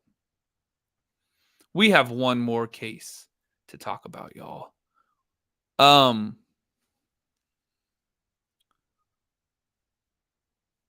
So let's do it. Y'all ready to go? Let's do this. Oh, I got to change it. Sorry. That's what I was trying. 10 more cases? Y'all, I'm live every night. Don't worry. Don't you dare worry your pretty little faces. 9 p.m. Pacific time, I am live on TikTok. And then we go live not very long after that on YouTube and Rumble, usually about 5 minutes or so. So don't worry, y'all. If you just and if you're just tuning in, you want to rewatch this from the beginning, because this is like the fourth case we're going to talk about now. You can go over to YouTube, search the Mystery Project on YouTube, y'all. Search the Mystery Project on YouTube. You will find it. You will find all of the past episodes. So make it happen, y'all. Come on over. Come on over. Hang on one second. I got to do one thing real quick. There we go. All right. Let's go. Okay, so this dude, it says they tricked this guy into confessing that he had taken somebody's life. What? Yeah. Here we go. Let's take a listen. I know you were involved in an incident a couple Fridays ago to Dollar General, okay? What happened to the gun? Threw it. Threw it? Where'd you throw it? In the trash can. It was a shocking crime in a small town where everyone was a familiar face, particularly standout student athletes. The evidence seems irrefutable.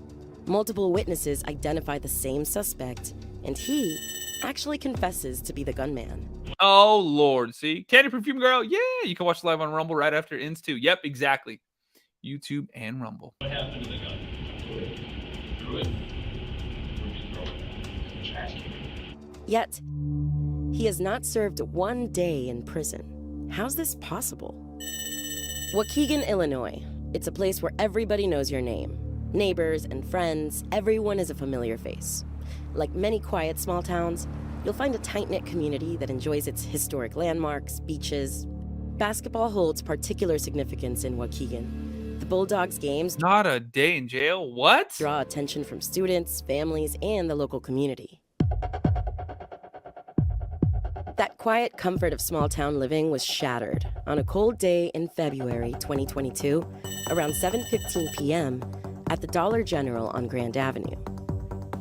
It becomes a day marked by violence and fear as a 19-year-old store clerk, Elvis Ramos, faces down the barrel of a gun. This incident began when the hard-working and unassuming young store clerk was forced to confront a suspected shoplifter. He asks the shoplifter to leave. Things escalate, and the man leaves the store, returning with a gun. As Oh, my God. Ramos tries to shut the front door, the gunman fires. The bullet pierces Ramos in the skull near his right eye. Cloaked in the anonymity of a mask and ensuing confusion, the shoplifter disappears in the chaos and terror, igniting a manhunt that grips the city. Waukegan police spring into action, canvassing the area, gathering evidence, and desperately piecing together the fragments of what happened. The police department releases surveillance photos of the suspect immediately, and the community pitches in to help solve the crime, with multiple people pointing the finger at the same person. The Waukegan police zero in on their prime suspect, a towering, thin-framed, 6'3", 155-pound basketball player named Martell Williams, a 15-year-old freshman at Waukegan High School. With time being of the essence, officers burst through the Dear Lord. doors of the school, navigating the hallways of teens in a fervent search for their suspect. The lean and lanky teen gave no resistance as the handcuffs were wrapped around his wrists. He was arrested and escorted away in front of his classmates and teachers, who were left in stunned silence by what had just unfolded in front of their eyes. Even more stunning is what happens next. Police announced that 15-year-old Martell Williams has confessed to the crime. What? Desiree, thanks for the little crown. Y'all hit me with the little crown. It looks like the subject's kiss your head. Oh, damn. Oh, stop it. I know you were involved in an incident a couple Fridays ago to Dollar General, okay? Probably because I was too old for the last lady. See what I did there? I know a lot about that incident, okay? I've watched the video. E. Martin, thanks for the little crown. We call that the Marilized Legalwana crown, y'all. Hit me with a few more. Let me show you why. And yet Williams walks free today while Elvis Ramos continues the battle to save his right eye. Oh, he lived? Gee. How is this possible?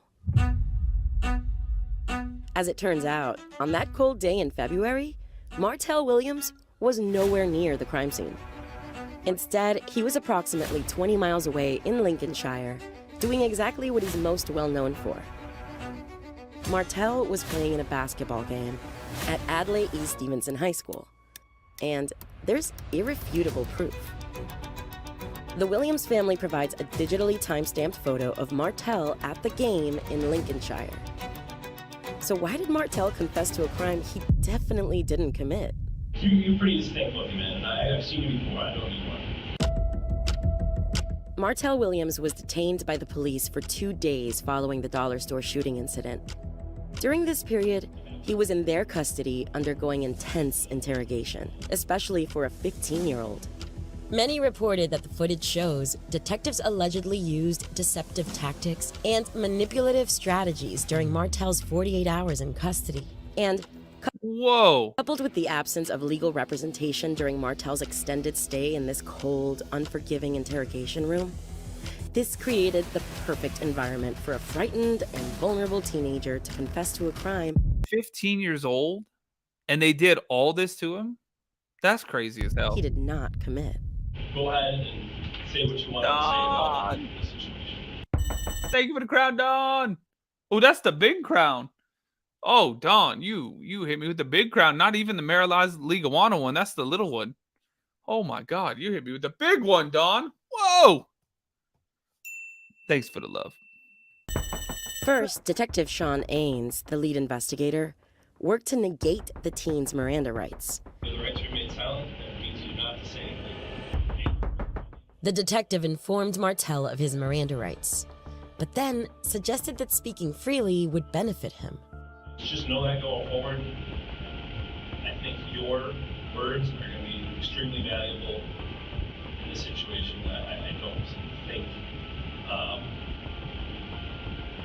I don't think you have anything to necessarily fear in terms of talking to us. But again, just know you can.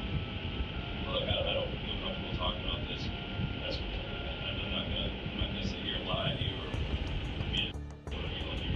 That's not what I'm gonna do. Okay?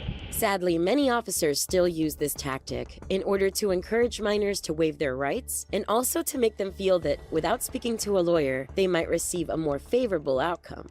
Martell, possibly feeling reassured by Ains' suggestion that honesty would remove his burden, waived his rights without fully understanding the implications.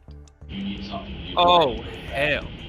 You need something or you don't understand something he's talking about, just ask me. Okay? I'm here on behalf of you, not him. Realistically, lawyer coming here within the next 5-10 minutes, that's not going to happen. So if you want to have a lawyer, that's cool. But again, this conversation is going to end for right now, okay? No, I have to ask you, do you want to have a lawyer? No? You want to talk to me? The second Oh, damn, that poor kid. is suggesting leniency. Detective Ains introduces the idea that the shooting could have been in self-defense or accidental, and shared stories of others walking free under similar circumstances. Oh my God. Don, thank you. Marilaz Leaguana. Marilaz Leaguana. Y'all see why we call it that? Marilaz Leaguana. Leading Martell to believe that admitting to either of these scenarios could result in leniency. Like I already explained to you, you reacting to maybe someone committing a crime or an offense against you versus you going out and being the aggressor and seriously harming somebody, two totally different scenarios. People walk out of this building after shooting people because they explain the context of the situation. They explain it was a self-defense scenario, and look, I felt my life was in danger. We check everything out, we talk to people, we make a determination. That's exactly what it looked like. This guy had to shoot this other guy because he felt he had to. You know, he felt like he was in fear of death or great bodily harm, and he had no choice. You know what I mean? And I've watched people, I've driven people home, I've shot people before. They never spent a day in jail. What? That all has to rest on that person being forthcoming with me, telling me the truth. You know what I'm saying?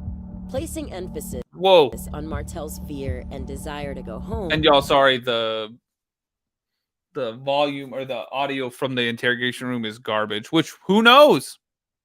Maybe that was intentional. suggests that admitting to the crime under specific contexts could lead to immediate release. So, I know you didn't go into that store with the intention of shooting. I know that. But things happen, okay? Things can unfold quickly. Maybe this guy posed a threat to you. Like I said, I watched the video, he put hands on you. I saw that. He's significantly bigger than you. He could probably hurt you. This tactic likely compounded the youngster's anxiety and confusion, steering him toward providing a false confession in the hopes of getting to go home. I can only maybe think, you know, what was going through your head at that time. I can't put the words in your mouth unless you tell me, unless you explain the situation. You know what I'm saying? It's all I have right now is some video to go off of, and that's it. Ains told Martell that there was... Damn, this poor kid can't just be like, hey, I was playing basketball. I wasn't even there. They got this kid thinking he was at a place that he literally can't be. Whoa. Recap. Basically, yeah, so this kid was playing basketball, and a kid that looked like him went into a Dollar Tree, tried to steal some stuff, ran out because the guy caught him, came back with a firearm, and shot the Dollar Tree worker.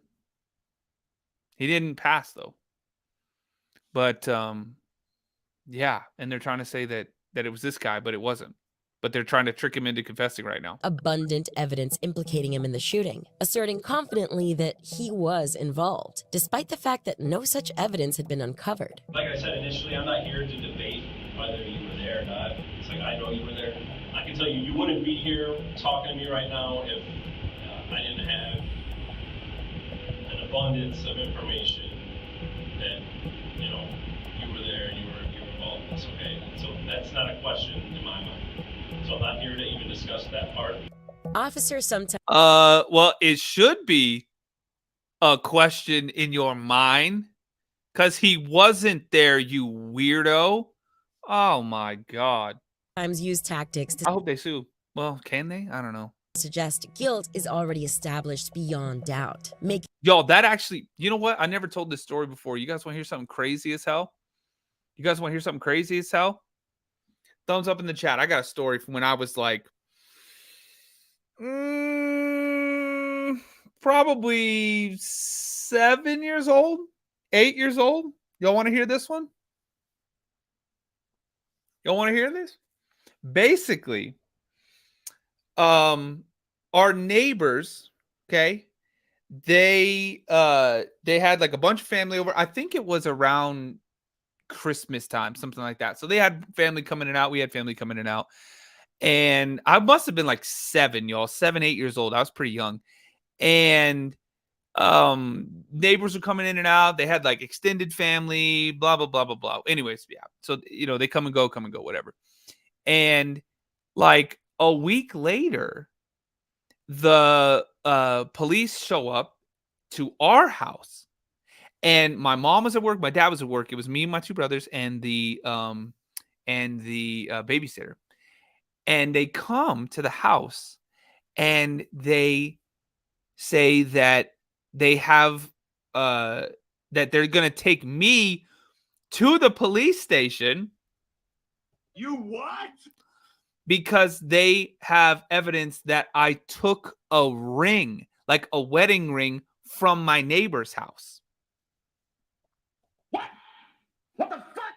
I was 6, 7, 8, something like 7. Yo, I think I was 7. They take me to the police station and put me in the room just like this, dude. And they sit me down there for like 6 hours, y'all, telling me that I took it. Where is it? I took it. Where is it? You know, they know I took this ring and blah, blah, blah, blah, blah. And literally, I got to the point where I was like, okay, yeah, I took it. It's in, and I said, like, it's in like a sock drawer or something. And my mom and dad are like, what the hell?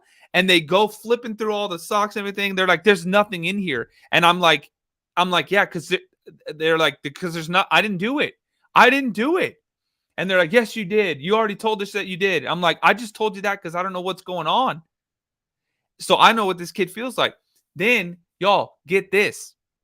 Like a few days after that, they call my mom and dad and they say, "Oh yeah, we're terribly sorry about what happened, but the lady actually found out that it was like her brother that was over there that had went in and took the ring, but they framed me, y'all." How dare you?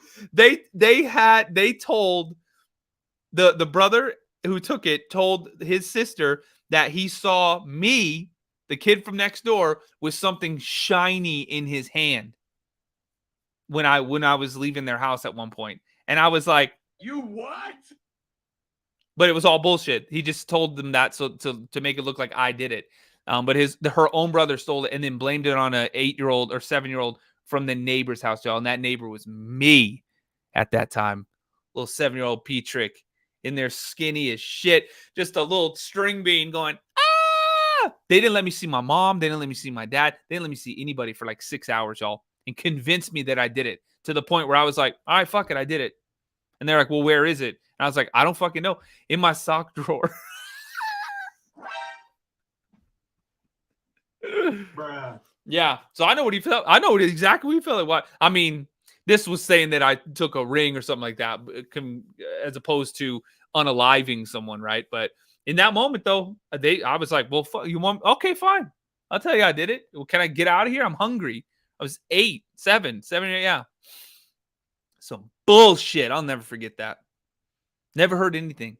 They didn't apologize to me. I didn't get a fucking ribbon or something, you know? Yeah, I could have got one of them plaques, like one of them awards. Oops, we fucked up. Sorry, kid. Here's like a badge. They didn't even show up with a badge or anything. It was crazy as hell, y'all. Yeah, it was crazy as hell.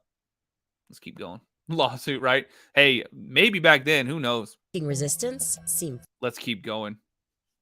Let's keep going. And y'all hit me with the crowns. Hit me with the little crown. The little crown, y'all. We need 13 more. My little story. Futile. I would have been crying. I'm sure at one point I was. I don't remember, but I just remember being mad as hell because they wouldn't let me see my parents. Facing the perceived weight of incontrovertible evidence against him, Martell might have felt cornered into confessing despite his actual innocence. That's exactly what happened to me. Trying to give you little facts about the situation and maybe you remember exactly what happened. And lastly, there's feeding facts. Do you remember what happened to the clothes you were wearing tonight? Are they just at home? Okay. You were wearing a hoodie? Okay. I know that. Yeah, he's feeding him stuff and he's just agreeing to it. Don, thank you. Let's go. Yo, we might even get the crowns. I don't know. Let's get it. Detective Ains provides specific details about the crime scene and the victim, presenting them as facts that Martell supposedly... Nope, not even a sticker badge. The lady Camera.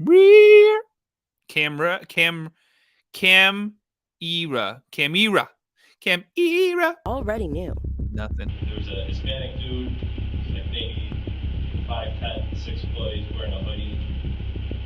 He kind of put you, it looks to me like he put you out of the store. Not physically, but when you got to the door, he closed the doors, and there was some kind of like altercation at the doors, and it looked to me like he put hands on you at some point. Ultimately, Martell ended up agreeing with or expanding on these provided details, thereby incriminating himself further with information he hadn't known or mentioned before. Under the pressure of the interrogation, many claim Martell might have felt compelled to align his narrative with these details, further entangling himself in a false confession. I saw the video. I saw there was multiple people in there shopping. I saw you did not steal anything, you know what I'm saying?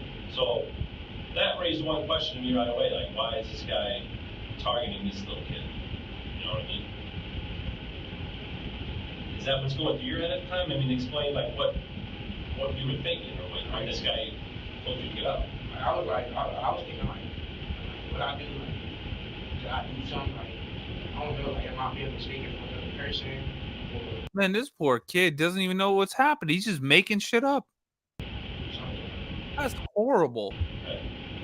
You want to explain exactly what happened there? Yeah, I walked in, like you said, I was walking in, he just closed the door. And then, I was asking him, like, why I couldn't get in the store with me. Like, I gotta, my temper, it's like, I get mad at the kid. Yeah. You And know, look, if someone told me to get out of their store for no reason, I'd be upset too, you know what I'm saying? What happened to the gun? Is it in your bedroom? Because there's going to be an officer going over to your house in a few minutes to talk to your mom. If it's there, we need to know. Okay? Where's it at? Threw it? Where'd you throw it? Trash can. Then where'd you go after that? Straight home. Did you make any stops in between? This is Grand Avenue. Where is this garbage again? So it's around this area. Like So, over here, like, here? yeah. You're not sure exactly where it was located. It was like located in the alley, or was it, what is that, like a dumpster? Yeah. It was a dumpster. Okay. Aggressive interrogation methods designed to break the will of a vulnerable teenager cast a long shadow on the integrity of the interrogation process. Yeah. In a lawsuit filed by Martell Williams' family, they Oh, hell yeah. They did file a lawsuit. Sued. Remember that one, y'all? Sued. Sue them all. Take them down. Sued. That cop right there, sued. This cop right over here that said, I'm for you, not him, sued. The dude that put that damn chair and that damn table in there, sued. That cop's drinking an Aquafina water bottle. I'm fairly certain that's Coca-Cola. Sued. Y'all going down. claim that detectives violated ethical guidelines and leveraged psychological pressure points, exploiting Martell's fear and lack of understanding. The response to these tactics, the teenager's eventual false confession, underscores the profound impact such interrogation methods can have on individuals, particularly minors, who may not have the capacity to navigate these manipulative strategies effectively. Further complicating the situation with the Waukegan Police Department is the stark discrepancy between the physical characteristics of the initial suspect, Martell Williams, and the description provided by the police when they released the photo of the suspect. Man, you crazy as hell. Oh my God. You what? That is not the same dude at all. I can take one look at that guy and immediately know that dude right there looks like he's in his mid to late 30s and probably weighs at least 60 to 80 pounds more than the kid that was sitting in that interrogation room. Y'all are crazy as hell thinking that poor little kid, that 15-year-old kid, is this dude. Man, y'all are crazy for that one. Y'all are outside of your minds for that one. The police described the suspect as a black male in his late teens or early 20s with a medium 30s for sure. Build. Medium build. Not a 15-year-old teenager that's pretty skinny. Man, y'all crazy as hell for that. Standing approximately 5'6" to 5'7". However, Martell is 6'3" and weighed 155 pounds, which significantly. Oh, so this dude right here is 6'3"? And the dude you're looking for is damn 9 inches shorter? Y'all fuck that one up.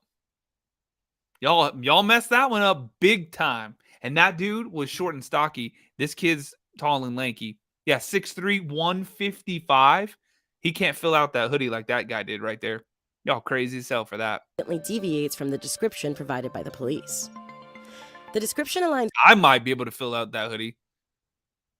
I might be able to. I'm 6'1", 185. Stop it. 30 pounds heavier, but 2 inches shorter. Much more closely with Caleb S. Brown. Oh, yeah, that actually looks like him. That looks like the person in the damn thing. 20-year-old from Lake Villa, who was later apprehended and charged with 1 count of aggravated battery with a deadly weapon in this case. Fortunately, store clerk Elvis Ramos survived this violent encounter and has since been released from the hospital.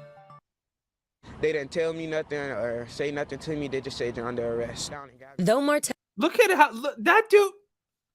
That's not the same guy. Coppers. Y'all crazy as hell for that one. Martell Williams' record has been expunged, and both the mayor and police chief have issued apologies. And checks. They better be releasing checks, too. Martell says this whole ordeal has left him with deep scars. His family has since sued the Waukegan Police Department, and that case is still pending. The two detectives are still employed by the Waukegan Police Department. You what? What? What the fuck? This is continuing an ongoing problem. The Department of Justice has been in here, yet still this is still going on where there's false confessions being had by young men. The lack of disciplinary action against the officers has raised... Look at him trying to fill that hoodie out. Looks like the same damn hoodie right there is falling off of that man. Boy, he's 15. Man, you all crazy as hell for that one. Holy shit. Yo, everybody put, how tall is everybody? I'm curious. You'll find out how tall I am. No big deal. 6'1". Raised concerns about transparency and accountability. It was an incident that eroded his and the people's trust in the police. A heavy price for the small, friendly community of Waukegan. Oh my God. Grace is 6 foot. Let's go. Marty, 5'7". Nice. Cynthia, 5'2", 5'9". 4'8". Hillary. Oh no. 4'8". That's awesome. Lex's mom is 4'11". 5'5", 5'1", 5'4", 5'2", 5'1.5". Claim that half. Out from Martell's story prompted a review of police policies in Waukegan, Illinois, especially with minors. A new state law now bans lying to minors during interrogations. A third-party firm, good, Jensen Hughes. Yeah, minors especially. Don't be lying to them. Oh, I see some 5'2", 4'11" on YouTube. 5 foot, 5'7", 5'4", 5'11", 6 foot. Cara, let's go. Vicky, sued. Yep, 5 foot, 5'1", 5'4". Let's go. Has been tasked with investigating how officers handle interrogations, especially involving children. Despite the false confession and subsequent wrongful arrest, the two officers who interrogated Martell Williams remain on the force. Gnarly. And while Martell was coerced into making a confession for a crime he didn't commit, I can't believe that he looks nothing like the person that was in that store footage. Like nothing like him. If we listen to the interrogation video from the very beginning... You remember me? I spoke with you back... When I got arrested the last time? Listen again. When I got arrested the last time? Detective Ains and Martell Williams were familiar with each other. What ended up happening with all of that? Like, what was the outcome? Like, what they charged me for sentencing? Whatever happened in Martell's past shouldn't give police the legal or moral justification to have coerced his false confession for the shooting at the dollar store. But yeah, probation. It was probably drinking or smoking something. The world is a dirty place, and the fight against corruption is an eternal struggle. Those who forge a history of run-ins with the law also make themselves vulnerable to becoming ideal patsies when corruption surfaces in law enforcement and legal institutions. Stay out of trouble, kids. Oh, she said stay out of trouble, kids. Holy hell, y'all. What an amazing night of true crime content. Thanks for being here. YouTube, hit me with some super chats. Did you enjoy the show? Give me a little super chat action, YouTube. Let me post some stuff up here at the end. We got quite a few. We got Ginger earlier. $5 super sticker shout out. Kat, we got the $4.99 super sticker. Thank you so much. Vicky coming in hot with a super chat as well, $4.99. Thank you for the love over there. Rumble. No Rumble rants tonight, Rumble. Not a one. But we still love you guys over there. Thank you so much. Shout out to TikTok as well. Hitting all kinds of goals. We got a few minutes left, y'all, to get 9 more of the little crowns. Thank you for the love and the support. Thanks for the off-the-grid action, too. Shout out to Julie. Shout out to Jennifer. Shout out to Kim. Shout out to Vicky. Shout out to Lindsay. Thank you so much for the off-the-grid action as well. Supporting the channel. Y'all, make sure you go support the channel. Go to thehauntedSide.com. TikTok, the link is in the bio. YouTube and Rumble, same thing. ThehauntedSide.com. Check out the merch store, y'all. Go check out the merch store. We got the You Look Suspicious shirt. We got the Mystery Project, It's True Crime Time shirt. We got the Allegedly shirt. We got the Moms Love True Crime shirt. Stop it. How dare you? Y'all know you do. Go check it out. Some of the best quality too. I don't put bullshit up there. If I wouldn't wear it, I'm not putting it on the shop. And I got all the samples of all that shit, and I wore all of them. Well, not for extended period of times. I did get some of the girl stuff, and I was like, I'm gonna get it just so I can make sure the material is soft and nice and good. I didn't wear those, but I did feel it. You know what I'm saying? Dawn, let's go. You did not. Dawn, do not. Y'all, don't let Dawn get them all. Don't let Dawn get them all. We got 5 left. Yes, you did. Don't lie. Oh, stop it. Stop it. Did you guys see the Moms Love True Crime shirt? Did you guys even see it? Hold on. Let me show you. Let me show. Oh, and I forgot to take the Karen Loves Vodka stuff off. That shit's still up there too, y'all. Y'all, TikTok. I'm going to do something different. TikTok. I'm going to end this one. Yeah, Mom Loves True Crime. Caffeinated Sloth. That's true. They do. Y'all, TikTok. I'm going to end the TikTok stream. Y'all come over to YouTube real quick. Everybody come over to YouTube and Rumble. So just search The Mystery Project right now. If you can't find it for whatever reason, click the link that's in my bio and you'll find the link tree, y'all. You can find the channel. Come on over to The Mystery Project on YouTube, The Mystery Project on Rumble. Y'all come hang out for just a second. We're going to go through the merch store. Love you guys. Be safe. And I'll see y'all tomorrow night. Adios. Holy sweet macaronis. Holy sweet macaronis, y'all. Oh my God. It is so good to see you guys. Look at that. Look, that's pretty awesome, isn't it, you guys? Isn't it? Look at this. Boom. Oh, it didn't show up yet. Hang on. Gotta shrink myself down again. Boom! Look at that, y'all. Come on. Karen Loves Vodka. Let's go. Or Catherine. I keep saying Karen. It's Catherine. Catherine Loves Vodka. Y'all remember that one, huh? Don't lie. Oh, you see? You're a mom watcher right now. Hold on. Hold on. I got you. I got you. Let's go back. Moms love true crime. What you want? Ooh, look at that hoodie. That's a damn good hoodie right there. You want it in black? You want it in heather, dark heather? I do. Shit, I want that one. Right underneath it, I should put like right here, it should say Moms Love True Crime. And just like really, really tiny font, just put Ann Patrick. Just kidding. Y'all go get that. Go get. Oh, there's a better one too. Where's the Oh yeah. Oh, stop it. Y'all, what is that? What is that? Dusty blue. That is a cool ass looking shirt. Oh, tie-dye. Racerback in mint. You got it. In red. You got it. Maroon. You got it. Classic tee. Oh, let's go.